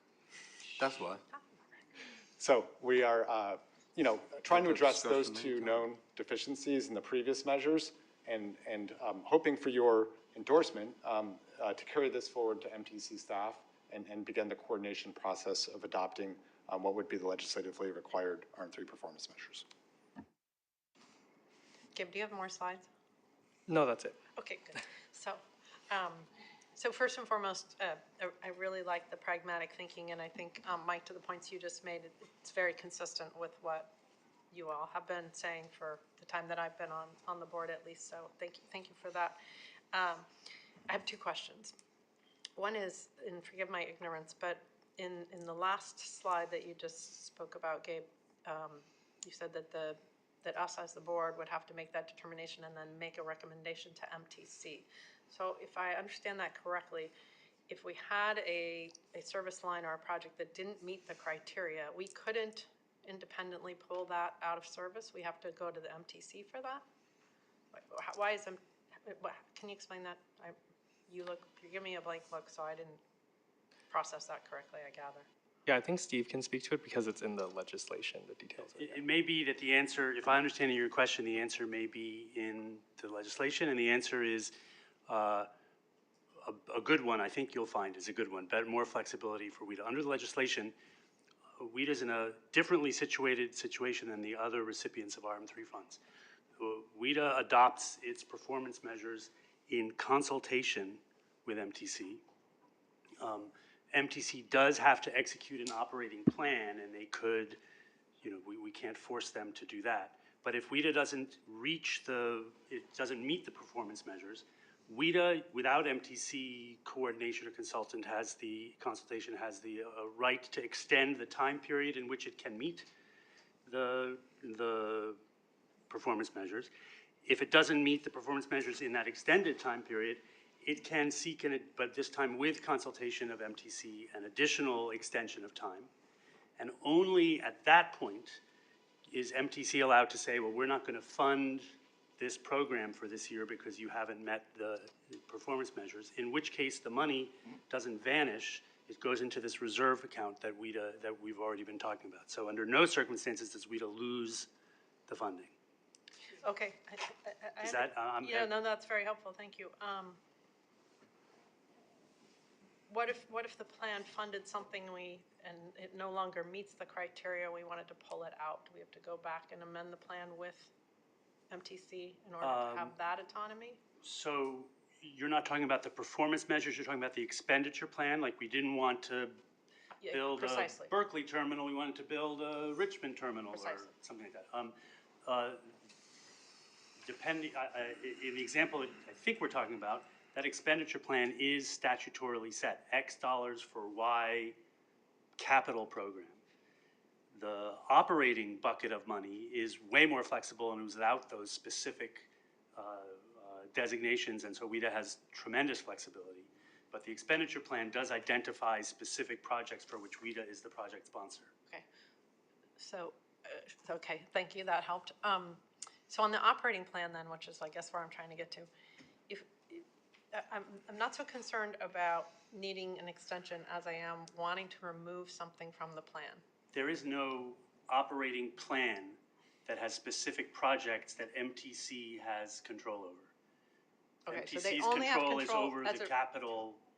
Sorry, as it relates to the operating plan and this slide we just looked at, what we have to recommend to MTC is the performance metrics? Correct. And only that? Correct. Okay. Yeah, and if a service is not meeting those metrics, we can unilaterally decide to do something different than operate that service. Sorry, it took me a while to get to your question. I apologize. Well, I didn't articulate it well, sorry. The second question I hope is much easier, which is, do we have any service lines now that wouldn't meet these metrics? So the short answer is yes. Do you want me to go into specifics or? I don't think so. Okay. Now that he says Not it that way. today. But thank you. Yeah. Questions? Folks, thank you. Questions, thoughts? I mean, I agree with Vice Chair Moyer. I think it's I was impressed with the thinking about this, and it's, I think pragmatic and, well thought out, realistic approaches. So, I thought you did a good job with it. I realize it's a bit subjective, you know, when you're dealing with stuff like this, but, you know, we're required to have these metrics, and they seem reasonable enough. The other board members think otherwise, too much, too little? No, Monique Too pretty late. much got all the questions in there for me too, so thank you. Go ahead, Dr. Allen. No, I think this is great. I'm interested in learning more about the plus factor. And so the report says staff propose including an analysis of equity. Routes that perform well on equity metrics like the percentage of low-income riders or Clipper Start bypass participation will have that count as a plus factor when considering corrective actions. And so I assume that this is more, it's not something we put in writing, what that plus factor would be. It's something that you will bring to the board as needed. Yeah, we wanted to be strategically a bit open on it. Okay. You know, I thought plus factor kind of captured the intent well.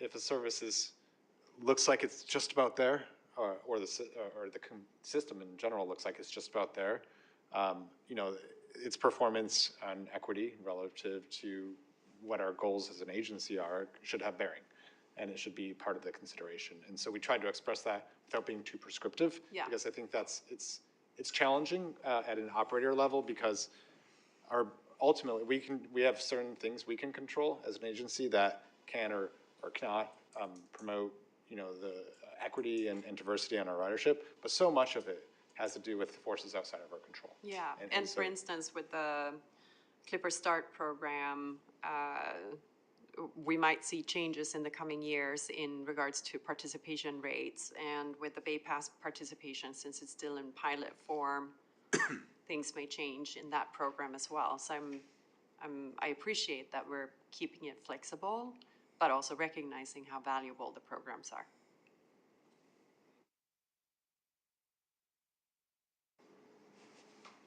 Thank you. Other comments, questions? Is this for information, or is this an action? We're supposed to adopt the plan, right, for the 5-year plan?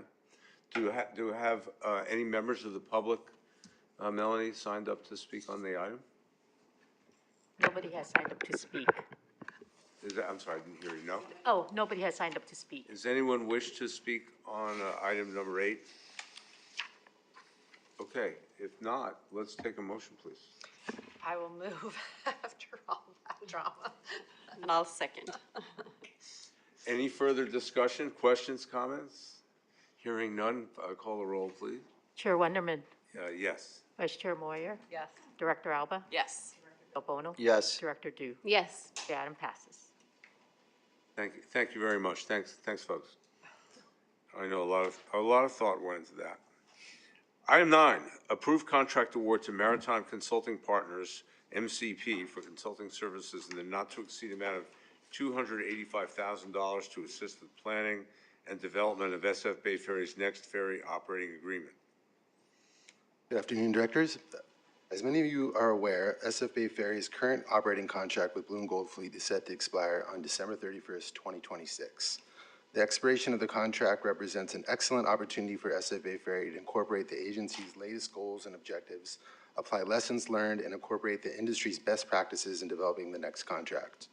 To support staff in developing the next operating contract, an RFP was released for professional services in August, seeking consultants with contract development experience in the maritime and public transit sectors. Key tasks of this contract include interviews with SF Bay Ferry management to understand agency goals and objectives, assisting in the development of RFP documents, and support throughout the solicitation and award process. A total of 2 proposals were received, and an evaluation panel was established to score the bidders' proposals based on project understanding and approach, qualifications and experience, and price. After review, the evaluation panel scored Maritime Consulting Partners as the highest ranked proposer, scoring 86.2 points out of 100 points possible. Maritime Consulting Partners' proposal demonstrated a strong understanding of the services requested in the RFP and the necessary qualifications and experience with ferry operations and contract development. Each member of the proposed team brings decades of experience in the maritime industry and offers a diverse set of skills in the areas of ferry operations, contract development and procurement, financial analysis, risk assessment, and performance analysis. Today's staff would like to recommend the board award this contract to Maritime Consulting Partners in the not-to-exceed amount of $285,000 over a term of approximately 2 years. And with that, I'll take any questions you have.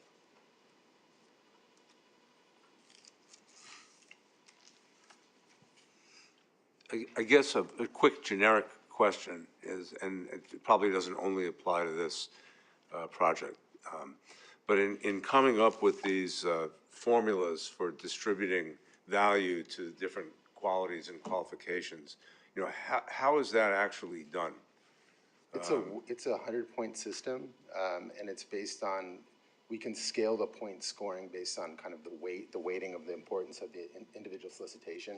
So in this case, it was pretty easily distributed between understanding of the project services, 20 points, qualifications of key personnel, like 25 points, and then qualifications of the firm, 25 points, and then price was 30 points. So depending on kind of the agency goals for that, that solicitation, we can move those weights around within the solicitation. Are there, I suppose there are industry standards around these weightings, or are they, you know?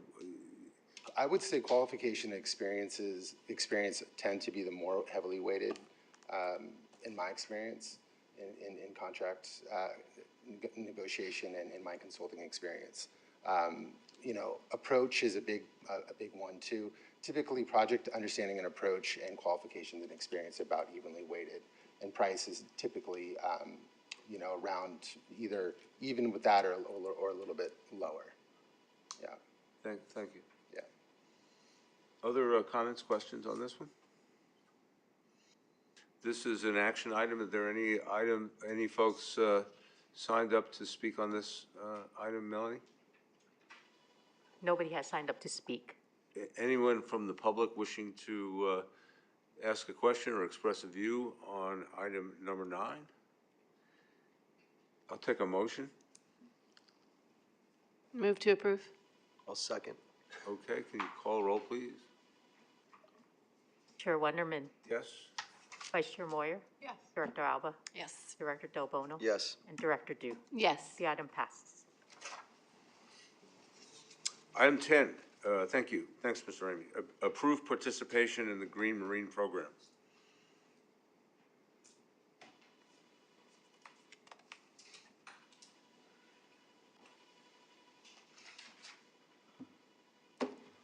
Good afternoon, Chair Winterman and directors. Arti Krubanan with Planning SFPay Ferry.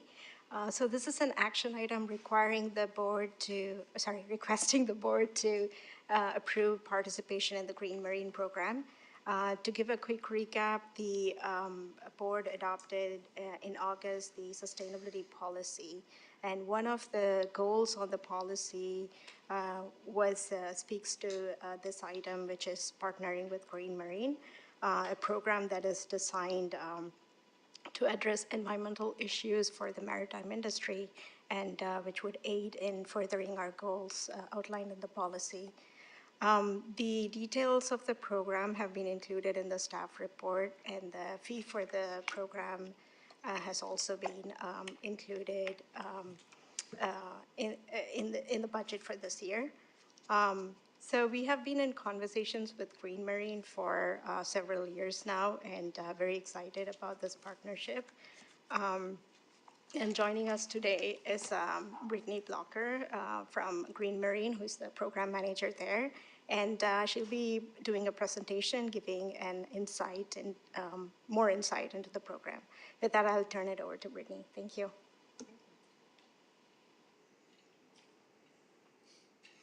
Thank you.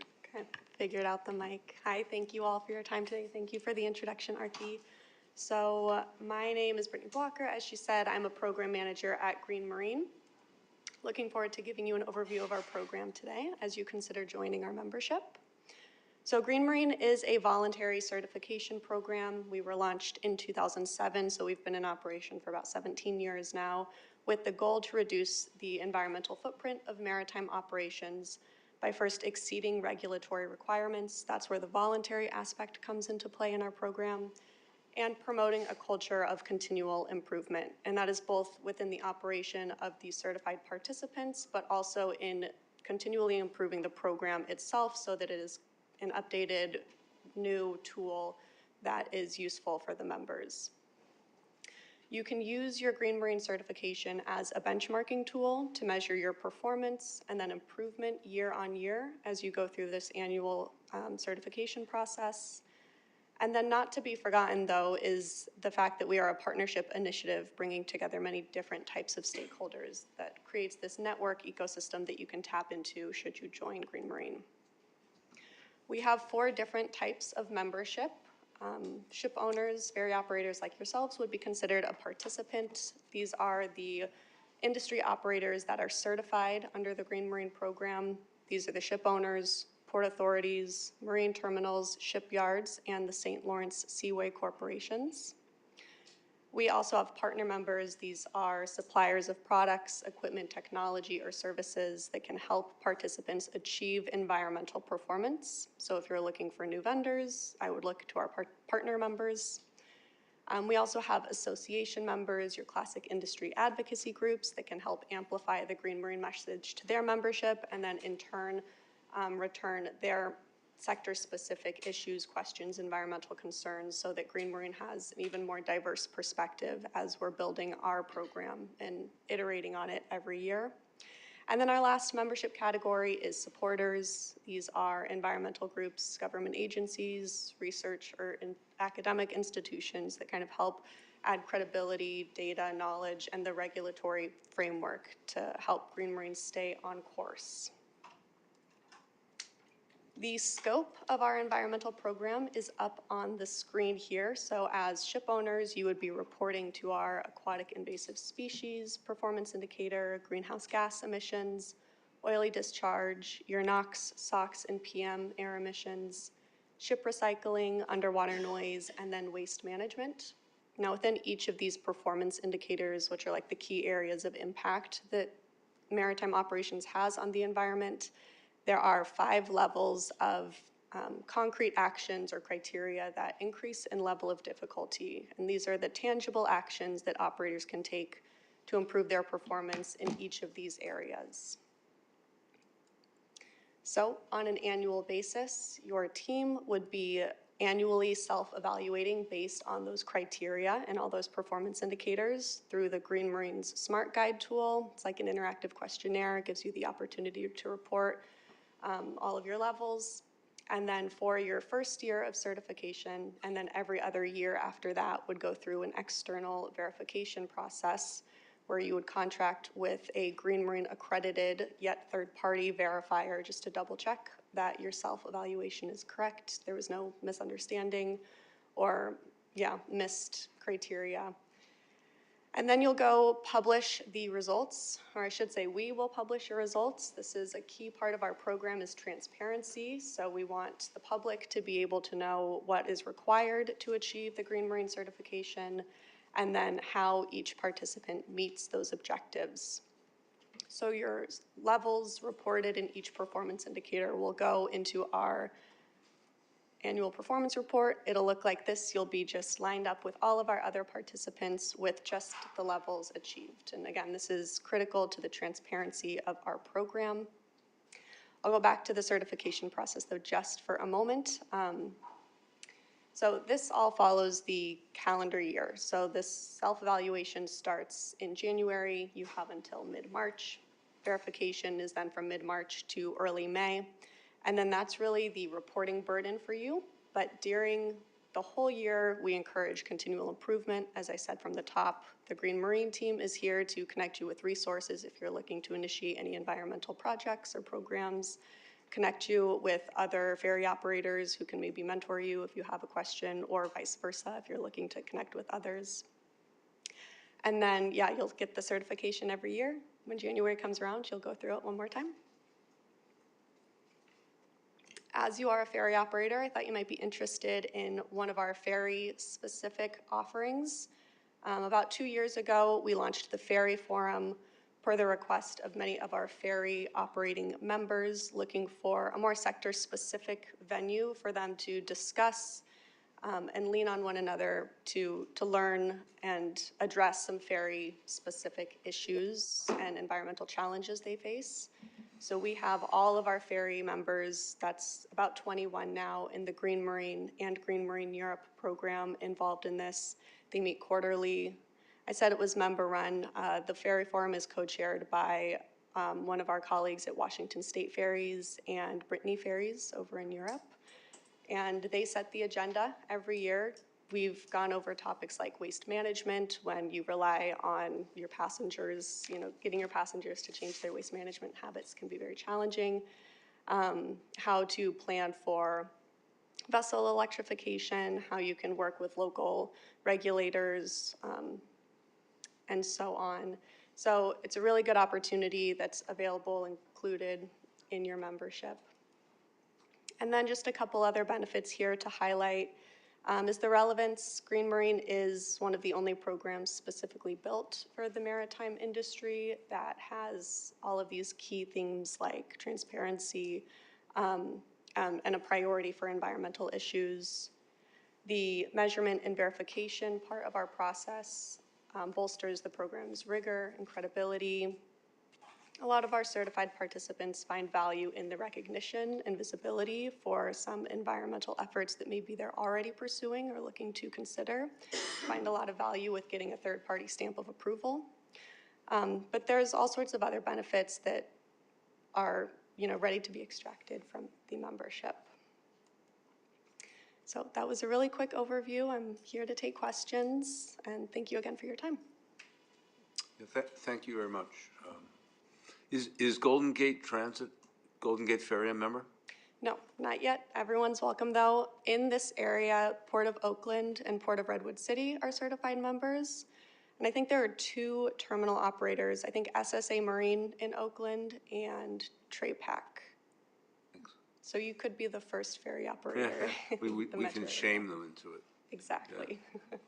Yeah, thank you. It's a great, great presentation, and it seems like I think this agency really wants to distinguish itself in this realm, and I think we're also from a community that cares and tries at least to demonstrate concern for the environment in myriad ways, and so I'm glad. I didn't know that this existed, but I'm glad that it does. So thanks for coming down and present. Did board members have comments, questions? Just a couple of quick questions. Thank you so much, Brittany. That was great. The verification that takes place every 2 years by an external verifier, is that cost included in the annual fee? It's a good question. It is not, Okay. because we take an open market approach, which allows you to make sure you're getting competitive bids and helps just keep the third-party element of that separate so there's no conflict of interest between Green Marine and our verifiers. I will say we have a verifier based in Northern California. I'm not sure if he's specifically in the San Francisco area, but there's one close by to you. Is it like a similar fee to the 12,500, or is it a completely Usually different? much lower. So I think in your packet, the budget is $12,500. I think that would more than cover the membership fee for Green Marine and the external verification. Okay, great. And then I did have one other question. So for public transit agencies here in the Bay Area, and so this might be a question for both of you, are there similar programs, accreditation programs for public transit agencies that are not maritime?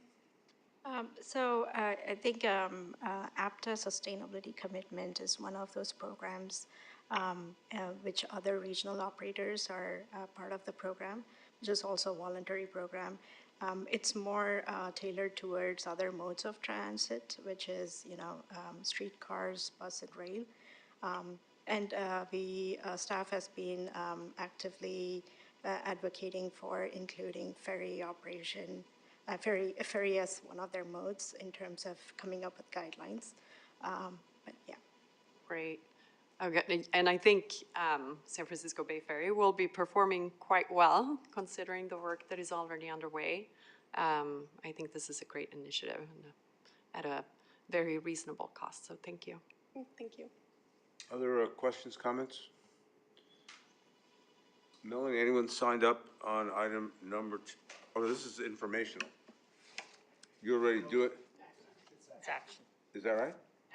It's action? Because it says information on my Sorry. it also says approve. Is anyone, so no one signed up to speak on this? No one signed up to speak. Is there a motion? I'll make the motion to approve. And second? I have one other question. It says here, are you from Seattle? Yes. And who are you rooting for in tonight's game before we vote on this? No comment. I mean, you know, You don't need to answer that one. you don't really, all right, I withdraw the For question. today, I'll root for the 49ers. I have a friend who's going to get proposed to at the game. So Oh, wow. only for today am I in favor I hope of- they're not watching. Don't give it away.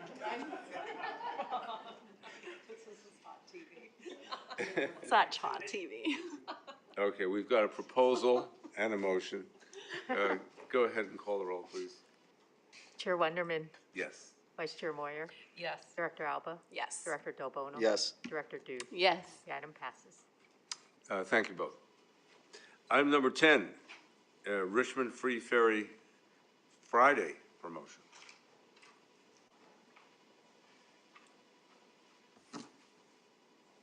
Great, thank you, Chair Wonderman. So this is an item that I sort of previewed in the comments on the Richmond service earlier.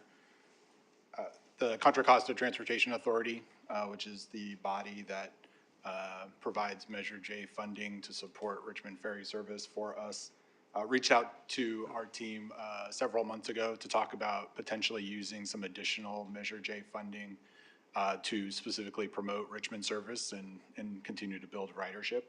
And so we worked collaboratively with their team to identify some programs that would be easy to institute this fiscal year and use $200,000 of CCTA money through Measure J specifically for promotions.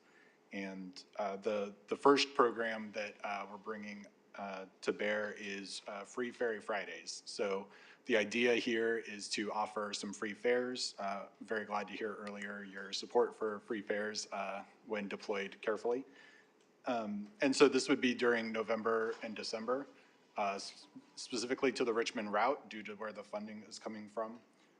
We would have an option to expand to January. The idea is making that decision around Thanksgiving to see how it's gone for the first few weeks and see if we find value in continuing that program. The idea here is to take a typically lower ridership day. Fridays have been lower across the board, system-wide, but also in Richmond. We find that that's a good way to make sure that the folks who are riding the Richmond service, commuters especially, are not being impacted by an influx of new riders. The ferries in the morning on Richmond, when I've been riding them, are comfortably full, I would say. And so if we add too many more people, that could negatively impact the experience of those who are riding already.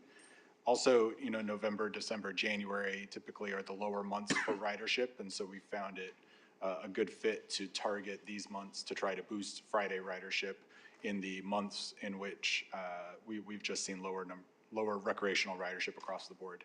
We are seeing, as I'm sure you are, that commuters are typically working from home on Fridays, and we've seen a huge decrease in our commute ridership on Fridays compared to not just Tuesday, Wednesday, Thursday, when we're seeing the highest commute ridership, but also Mondays. It's substantially lower than Mondays as well. So we find an opportunity here to really boost our recreational ridership during down months on a down day. Seemed like a good fit to try to get people on board the ferry for that. We will be doing some paid advertisement specifically around Free Ferry Fridays going into the first day on November 1st.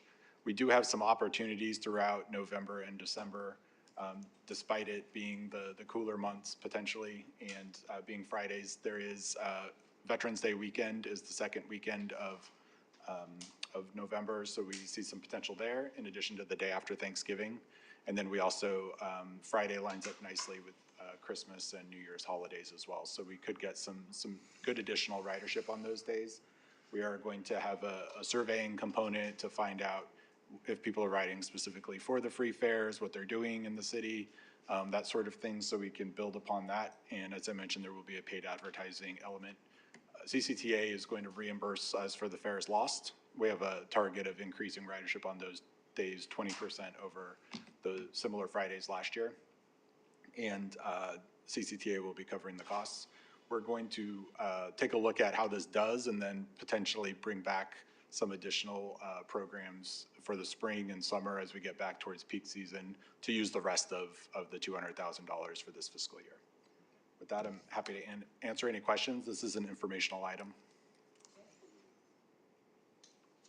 Nothing here. Any members of the public on, did you want to ask a question? I just wanted to say I like it. What was that? I like it. Oh, great. I would echo that. It's multi-directional, so if the mayor wants to hold some events down by the terminal on Fridays and make a new thing, you know, you've got free fares coming out of San Francisco.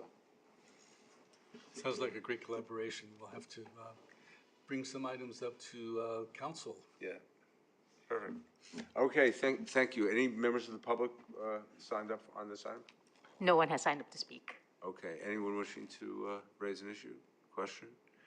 Okay, thank you. I agree with Monique. Good. As I always should. I know not to disagree with you. Item number 12 is the 2024 SF Ferry onboard passenger survey results. Great, me again. I have all the warm fuzzy items today, so thanks to the others for taking the heat on the tougher ones. I have some slides that we're going to pull up here. And actually, I'm going to introduce John Canapari from Corey Canapari and Galanis, our surveying firm. I believe he's checked in via Zoom, and hopefully we can hear him. But he's going to walk through the first slide here, and then we'll get to the results.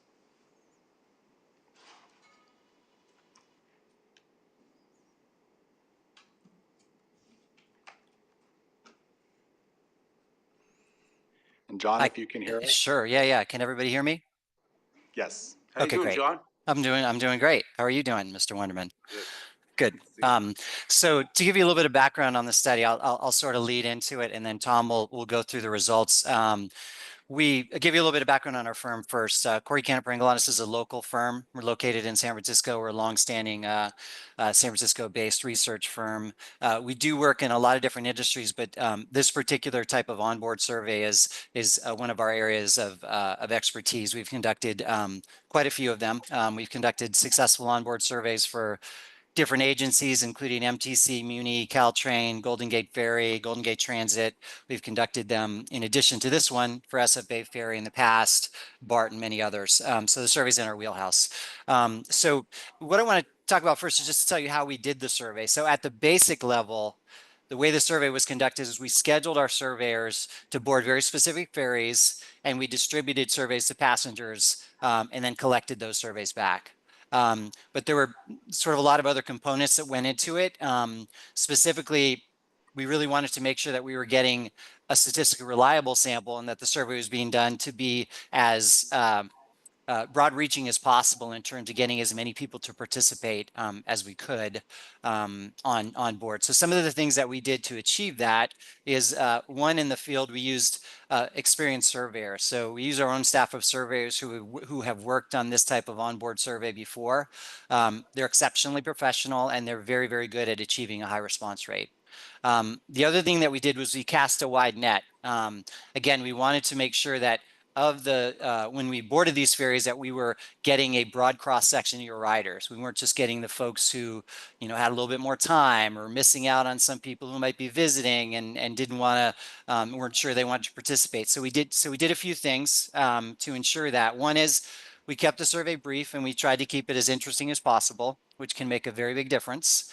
We also provided the survey in multiple languages. So we provided it in English, but also provided it in Spanish and in Chinese. Additionally, we tried to give people different options for completion. So if they wanted to complete it on board, we had a survey ready for them. A pen ready for them. They could fill it out on paper. We also had an online option. So if they wanted to do it online, they could do it online, if they didn't have quite enough time on board. And finally, there was a mail back option. So having those multiple, ways to complete it, we have found makes a big difference in response rate on this type of an onboard survey. And then finally, sampling. So we focused our efforts to really make sure that we covered different time periods. We covered both weekdays as well as weekends when we were conducting the survey. Because again, your ridership are not just commuters. There are folks who travel on the weekends. There are folks who travel during those shoulder peak time periods. So we made sure that we were covering the different ferries during those time period, and that sort of really ensured that we got that diverse set of riders, and gives you confidence in the data that we submit and in the results that Tom's about to present.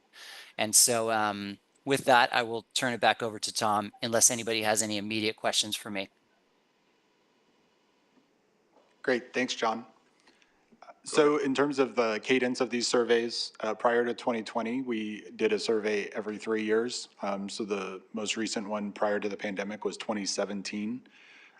Due to the changes from the Pandemic Recovery Program and coming out of COVID-19, the board expressed an interest in a more frequent cadence during recovery. And so we've done it every fiscal year since.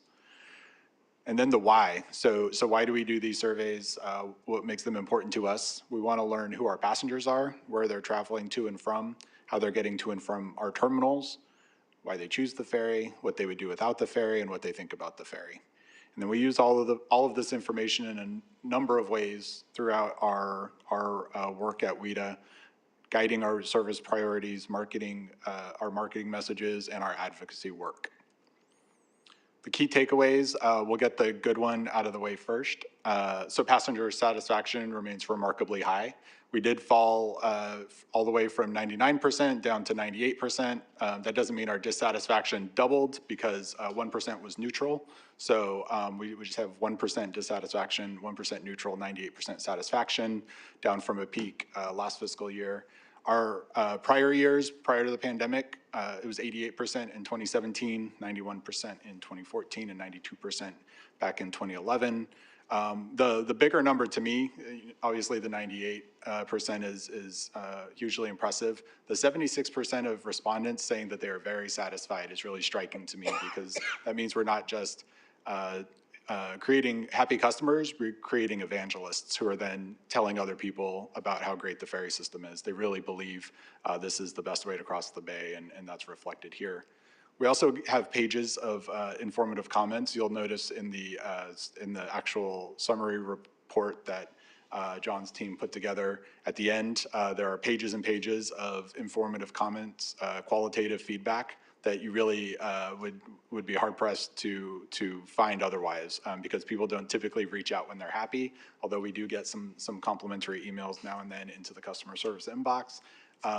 There's just a lot of great information here on specific things that they like, specific things that we could improve even though they're very satisfied with the service, and things that we'll be using in the coming months and years to improve the service. Another really important question we ask on this is why people choose the ferry. And these answers have shifted a lot over the years. I think coming out of the Pandemic Recovery Program, we've noticed some changes that I'll talk about briefly. 77% of folks cited reducing stress as a main reason why they choose the ferry.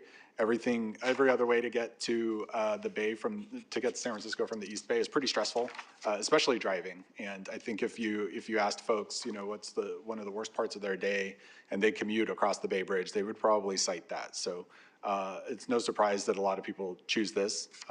Folks were able to select up to 3 answers on this question, so you'll notice the numbers on these two first answers are pretty high. 65% cited traffic avoidance, and that was pretty universal across all the routes.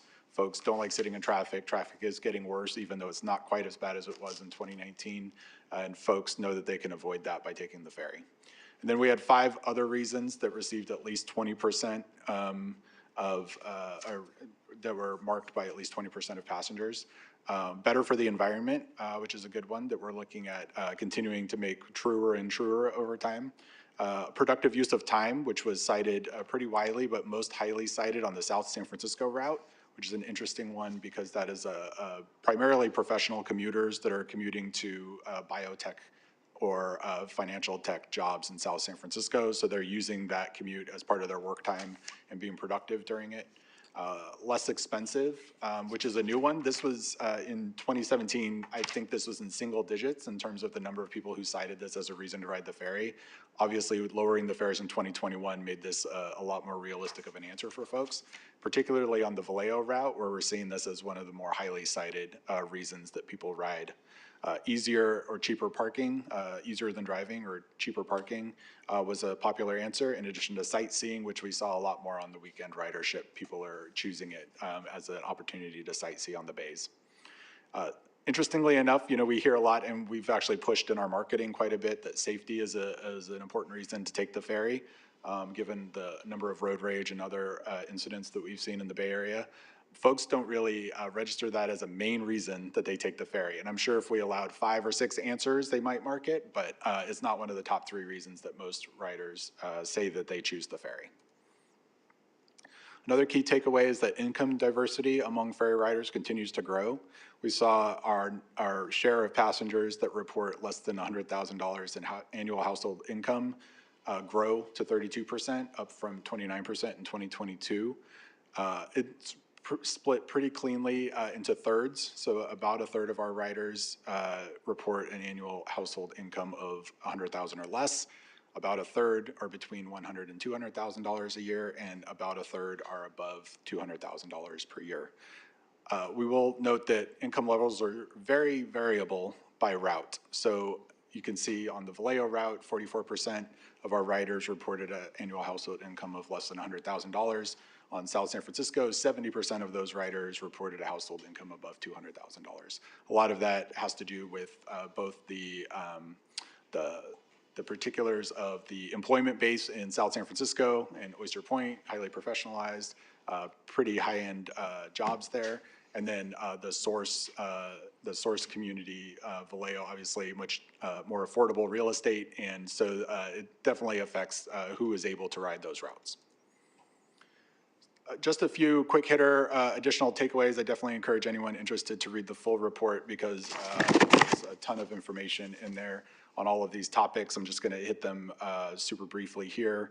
Terminal access, which you'll hear more about in the next item on the agenda, our draft access policy. This is really important for us to find out how people are getting to and from our terminals. Drive alone to terminals ranged from a low of 40% at the Oakland terminal to a high of 58% in Vallejo, which is obviously a much less urbanized environment with fewer opportunities for bike and bus. And then walk and bike ranged from a low of 12% at Vallejo to half of our Harbor Bay riders, which makes a lot of sense because Harbor Bay is in the middle of a residential neighborhood. Trip purpose, so on weekdays, about 72% of our trips were work or school commute related. The survey was done in April outside of the spring break window, so that's a pretty good proxy for most months of the year. And then for weekend trips, despite our service changes to make it easier for folks to use the weekend service for potential shift work, we're only seeing 7% of our weekend riders using it for commute purposes. Frequency is something that's obviously changed a lot since 2019. About 42% of our riders responded that they ride at least 3 days per week, and an additional 15 ride at least weekly. In terms of ferry alternatives, 67% would use a car-based form of transportation if they didn't have access to the ferry. 44% would say they would drive alone. That's a lot more riders on the highways and bridges, obviously, if the ferry went away. 9% said the ferry was their only option. This was much higher in the Harbor Bay and Vallejo routes, as those folks don't have super accessible other options. And then 45% said they would use BART or other rail transit if not for the ferry. And in terms of origins, I think this is the last one here. For our Oakland and Richmond routes, we actually saw a pretty wide diversity of home zip codes. Part of that is the number of zip codes that are accessible to the ferry terminal there, but for Oakland, it ranged all over the place, both in core Oakland, but other East Bay communities like Berkeley, Emeryville, and further up the East Bay. Same for Richmond, it went down to El Cerrito and even further on that side, and then up through Pinole and the rest of western Contra Costa County. For Alameda Seaplain, it's much different. 67% of the riders on Seaplain live on the island itself. The rest were in Bay Farm or in nearby areas of Oakland. Harbor Bay, 63% of riders either live on Alameda Island or in Bay Farm. And then for Vallejo, a little more diverse in terms of home zip code, a little more than a third are Vallejo residents, and then substantial chunks from Benicia and American Canyon. The rest come from further into Solano County. And that is the end of my presentation. Happy to answer any questions. Yeah, thanks, Tom. So, definitely a good and deep report. I think the anecdotal information is really valuable. Getting feedback from folks you might otherwise not hear and things you might not think of. So, I thought it's really useful. It's obviously very positive. Questions from the board?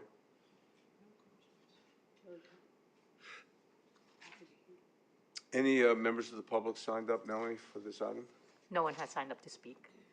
Anyone wish to comment? I have a quick question regarding the, you showed a slide, I think it was low income. How's that comparing to other regional transit agencies? Good question. We haven't looked at that yet. We are beginning the work of digging into all the crosstabs and all the raw data, and so we have access to that. We're going to be looking at additional comparisons for a number of categories here, including that. We know historically we have skewed to the side of being less representative of the communities we serve in terms of income, so we'll definitely be looking at that to see if there's gains to be made there. Great, thank you. And just great report, great stuff. Yeah, thanks, John Canterbury. Good job. Thank you. Thank you.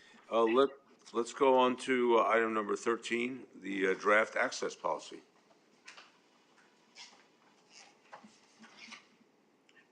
Do you need to go? Yeah. Thank you. Just want to thank Mayor Martinez for spending a lot of time with us and observing, and then you can make your comments on the function of the board, and we'll take it under advisement. Thank you, Mr. Mayor. Appreciate you. Yes, and I want to appreciate your sense of humor. It makes the meeting so much more pleasant. Well, it's very unintentional. Thank you. Well, I'll be watching for you on the comedy channel. Thank you. Funny ferries, they call it. Okay, let's go for item 13. All right, good afternoon, Board of Directors. Gabriel Chan with Planning at SF Bay Ferry. So the item before you today is an informational item. We're looking to gather your feedback and comments about what we're proposing in our update to the SF Bay Ferry Terminal Access Policy. And then the following month, we'll incorporate your feedback and come back with an action item to formally adopt the policy.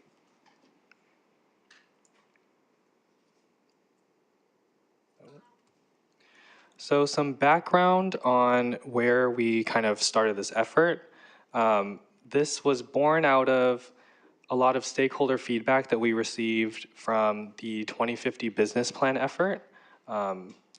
Across all of the different groups that we talked to, our business advisory groups, our public kind of just comments that came in, private sector, public sector, everybody had the same comment about access at the first and last mile at ferry terminals is very difficult across the board. And so what we wanted to do as a staff is bring to you a framework that kind of guides the work of how SF Bay Ferry will approach improving access at terminals for the first and last mile. So the previous access policy was part of the 2016 strategic plan.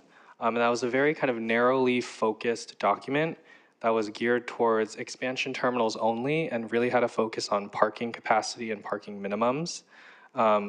This updated policy is a recognition that to bring the agency into the future, we have to kind of talk about more than just what does parking look like at the ferry terminal and make it more about how everyone can get to the ferry terminal, regardless of the mode that they take.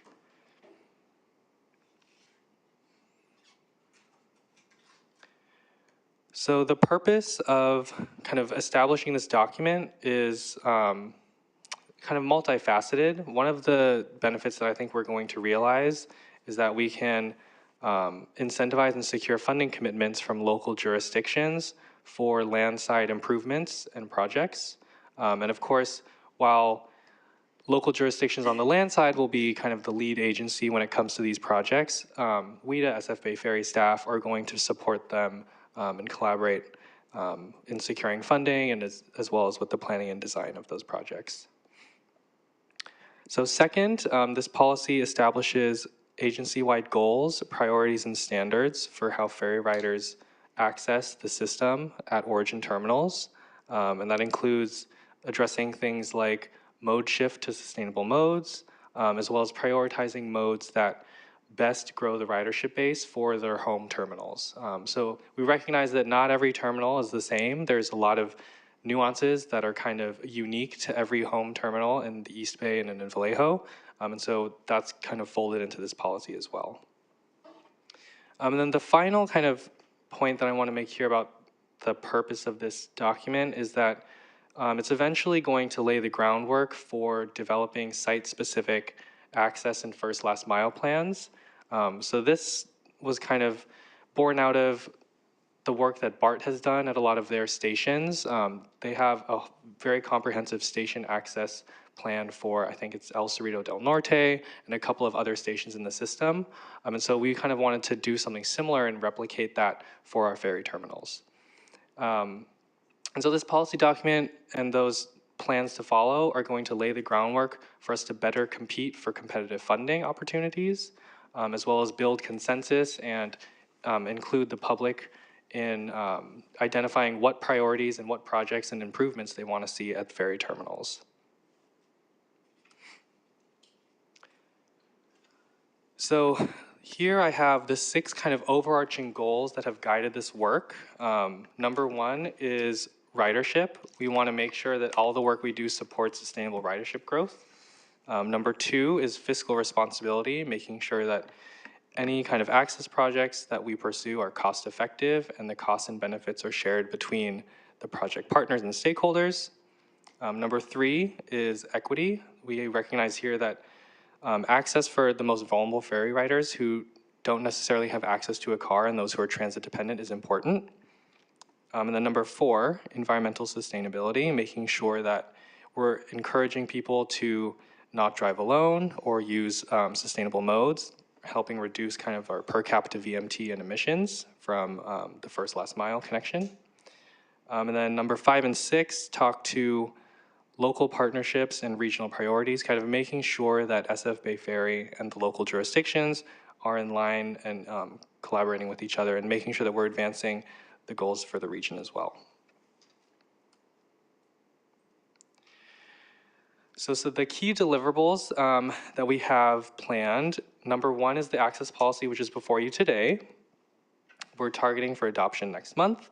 And then to follow are those, what I mentioned before, the site-specific first and last mile plans.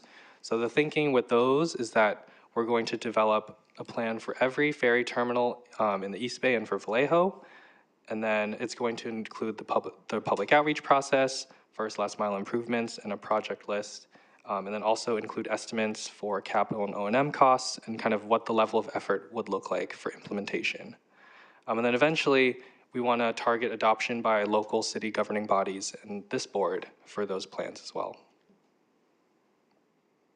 So before I move on to the specifics of the policy document, I will pause and field questions. So I have a question. So are these plans, you know, if we're asking local governments to adopt them or we're asking ourselves to adopt them, maybe, Stephen, this is a question for you. Are these plans subject to environmental review?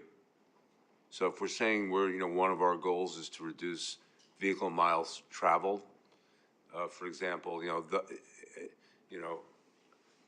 I could imagine there's a few law firms and environmental groups out there who know how to sue really well on that question and force like major studies to be done in order to be determinate about stuff like that.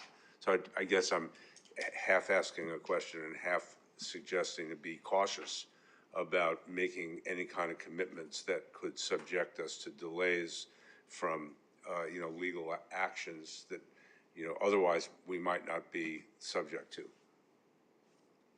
Steve. Sure. It's a good question. I don't believe you're making any kind of commitments or adopting a capital P project in adopting a policy like these. This is going to be your hierarching policy a lens through which you may evaluate future projects and future actions, some of which may be subject to environmental review or not. But adopting this policy, I don't think is a project subject to environmental review itself.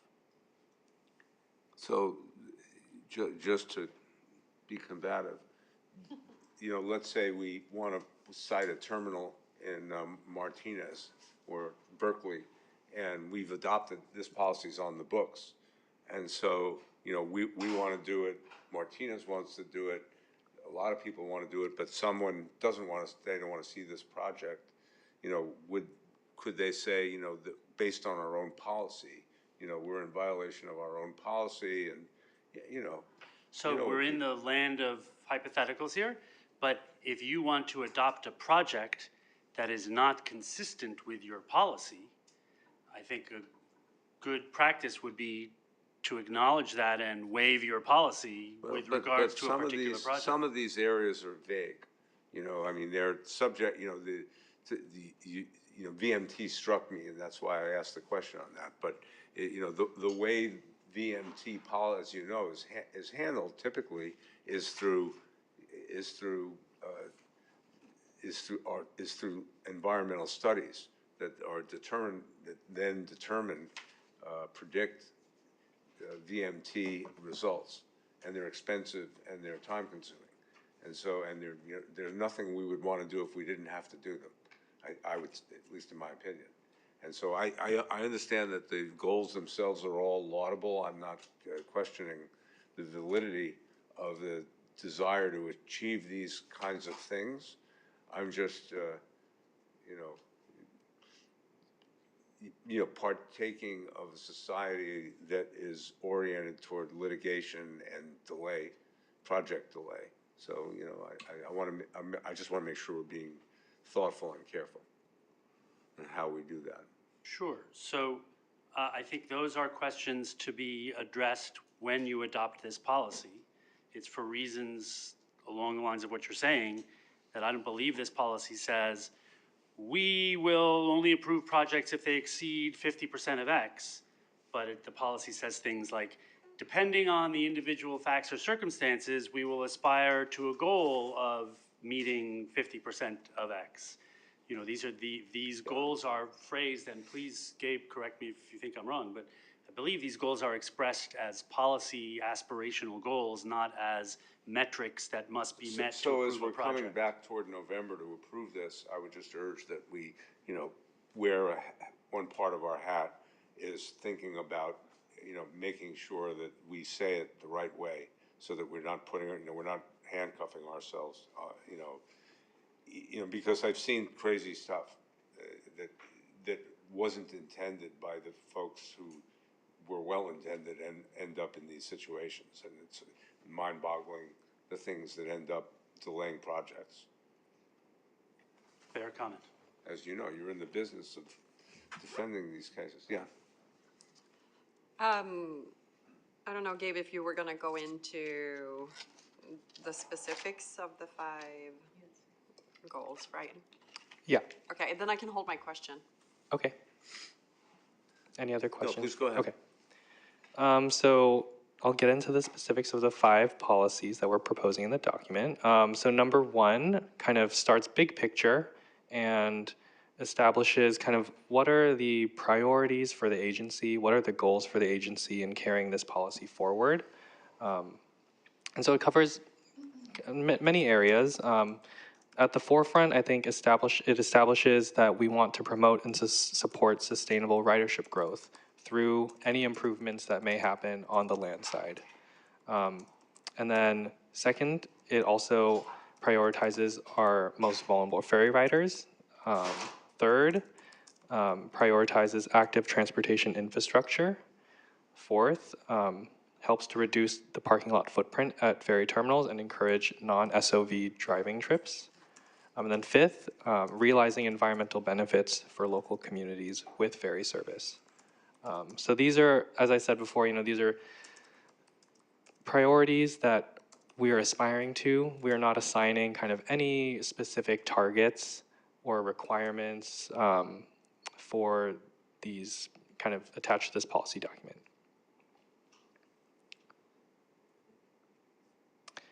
So policy number 2 is where we really, so policies number 2 and 3 are kind of how we define the roles of local jurisdictions and of SF Bay Ferry WETA. And these are kind of what we already know to be true, but we're really trying to get them onto paper and establish them in writing so that we have it somewhere that we can point to. So policy number 2, the role of local jurisdictions. This basically reiterates that local jurisdictions retain or assume responsibility for managing, operating, and maintaining, owning, rehabilitating, constructing, and funding terminal access improvements and programs on the land side. And this includes contribution of local funds, as well as setting local policy like land use policy and transportation policy. So things like TDM programs, parking fees, shuttle programs, local bus service, that would all fall into the court of the local jurisdictions and not SF Bay Ferry. We would, of course, be a working partner with them, but we're basically just defining that the role of the city is to handle the land side. So policy number 3 talks about the role of the agency, SF Bay Ferry, in the framework of the access policy. So we will partner with local jurisdictions to provide planning support for terminal access programs and improvements.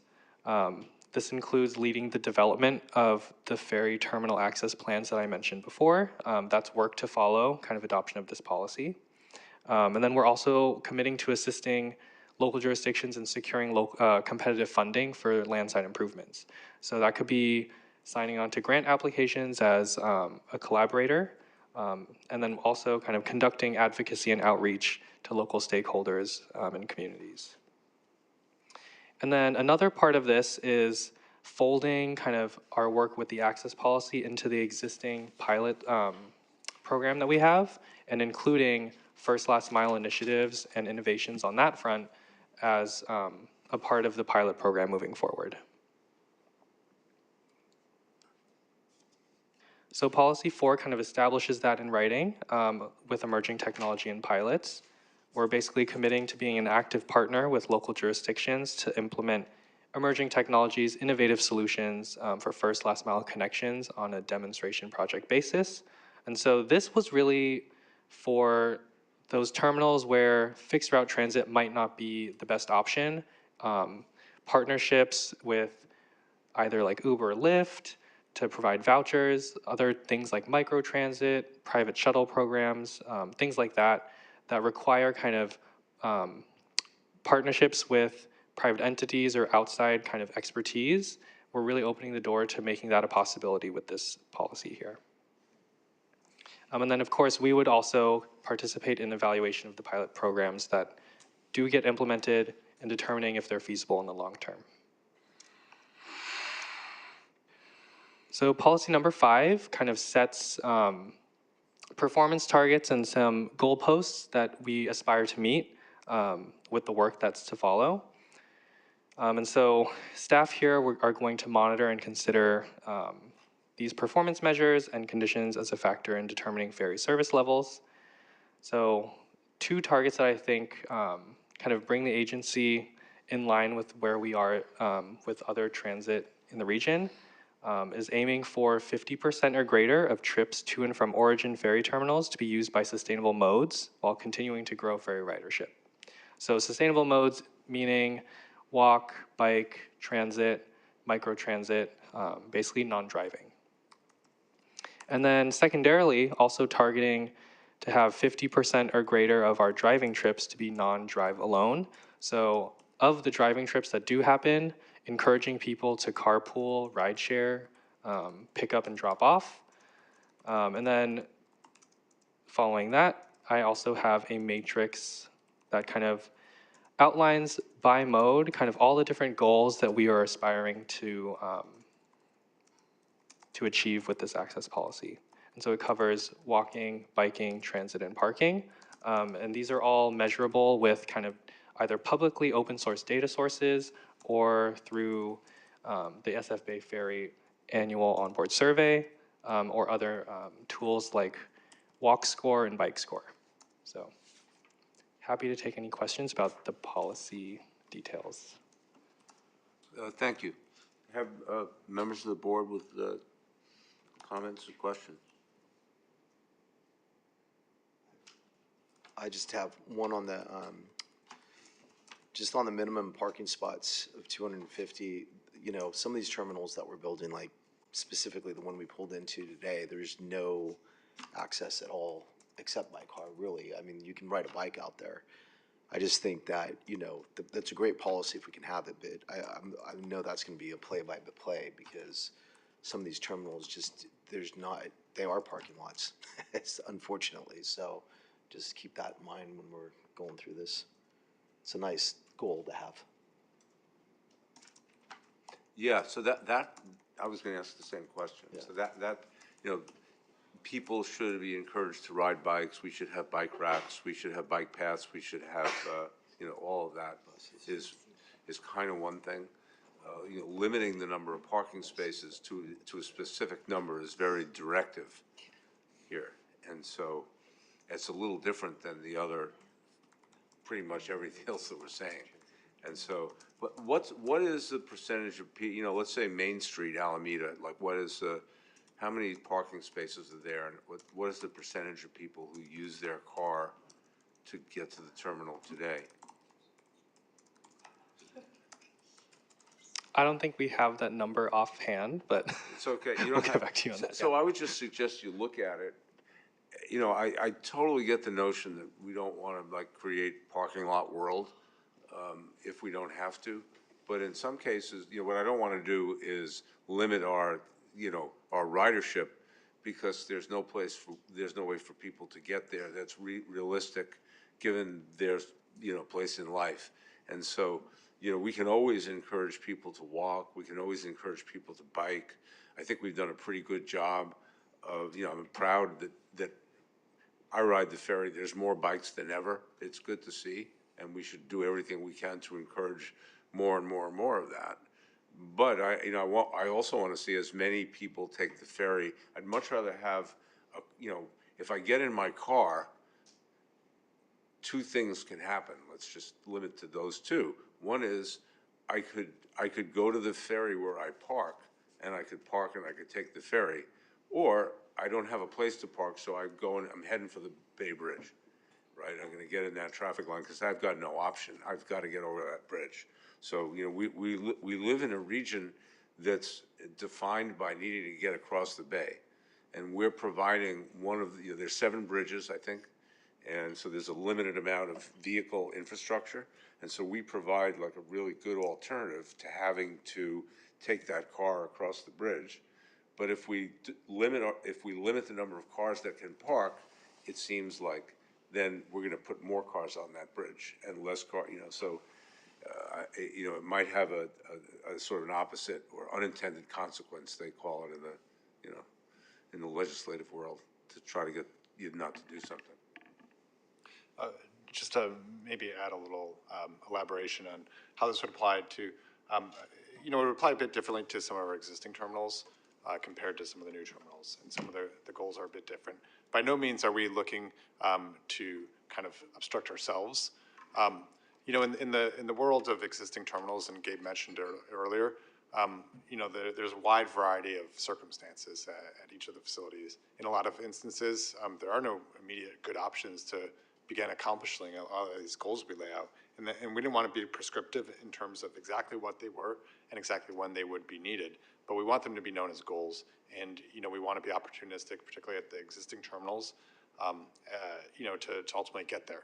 But we're not prescribing a certain time frame, and we're not saying there's an implication if it doesn't happen.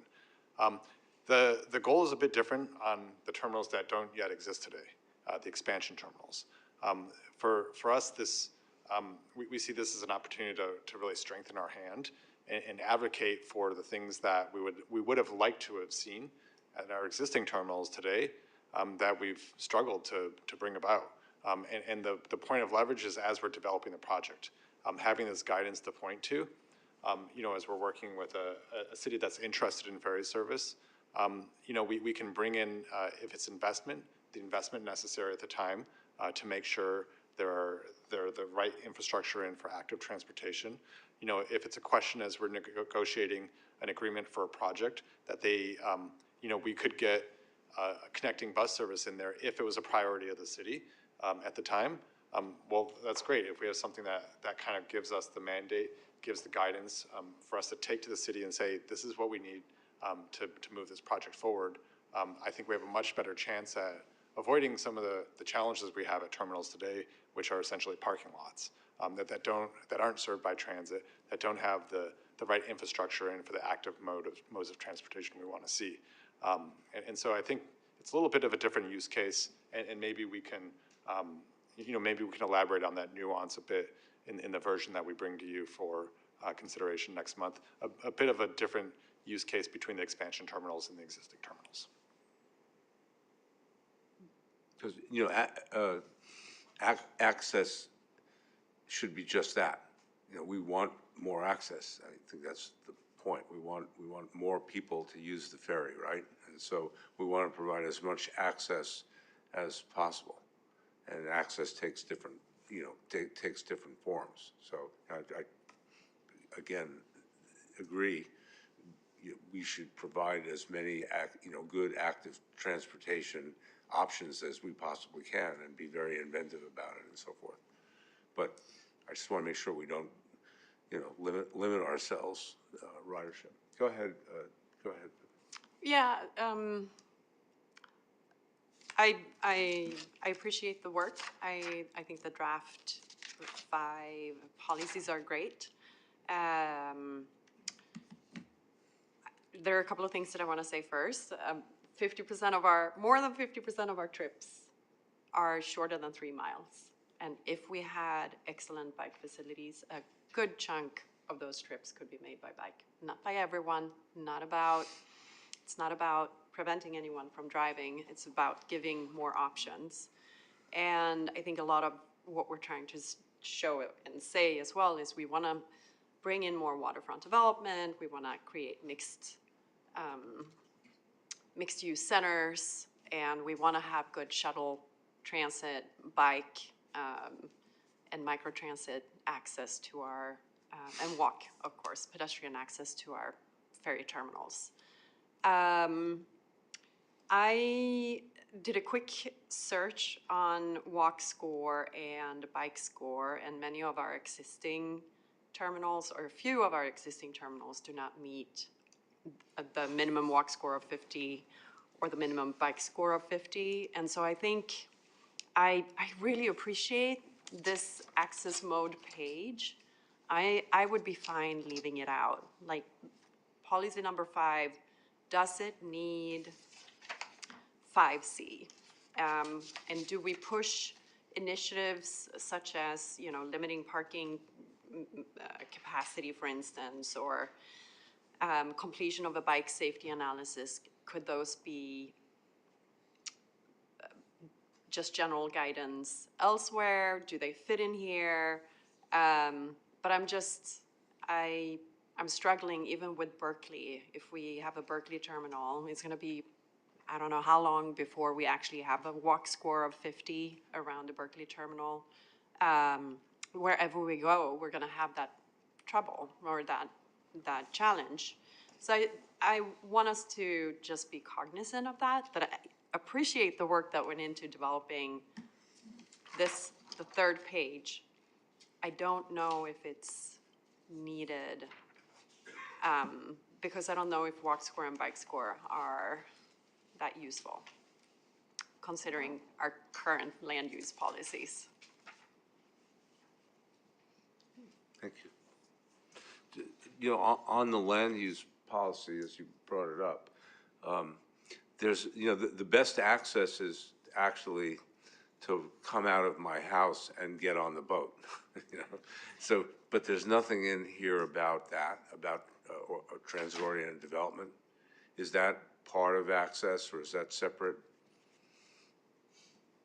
Because that's a good use for parking lots too, is eventually you can convert the parking lot into housing or commercial or some kind of mixed use when it's appropriate to do that. Yeah, so I think policy number 2 kind of touches on that a little bit when we mention local land use policy. We can definitely expand on that to include kind of more language about housing and transit-oriented development. Yeah, but the big story here is that like it's in kind of the city's court to determine all those things, and so yeah. Well, that's, you know, among the city responsibilities, you know, that might be something to think about. I mean, we once had that debate here around the Berkeley terminal, and, you know, it was a big debate about whether we should put a terminal there at all. And now we have a future head of MTC who's mad at us because we didn't vote his way on it. So anyway, sometimes you can and sometimes you can't. But I would agree with him that, you know, where you can, you should try. And you know, that when we built BART, we should have thunk about it a lot more, about when we were investing in these stations and we were doing the land use around where we're going to locate the stations. We should have thought to acquire that land.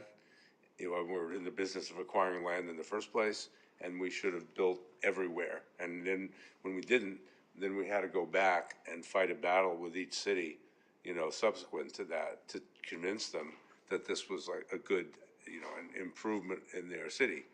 And, you know, we've come a long way with that. So I think the concept of transit-oriented development, which going back a certain period of time, people were against it.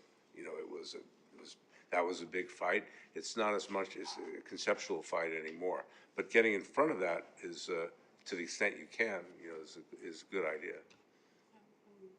And just to add to that, I think we have really explored that as part of the business plan language. I think we have more, we've developed the language related to TOD, and so I think if that could be incorporated, that would be great. Just strengthened a little bit. And then I think whatever you bring forth next time, I think is going to be great. Yeah.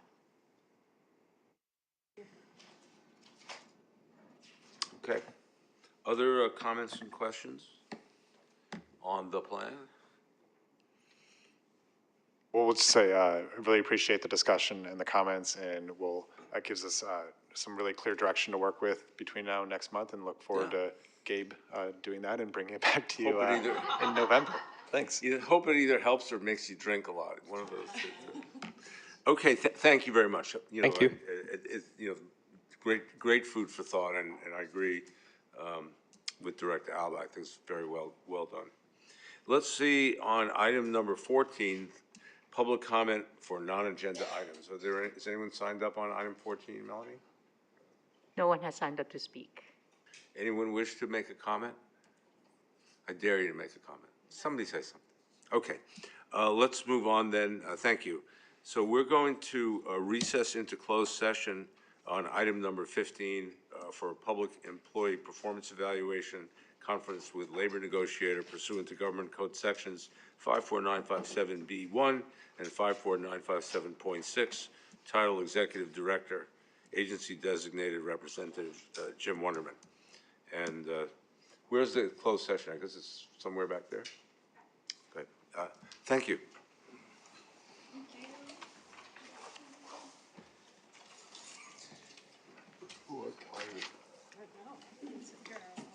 A long time.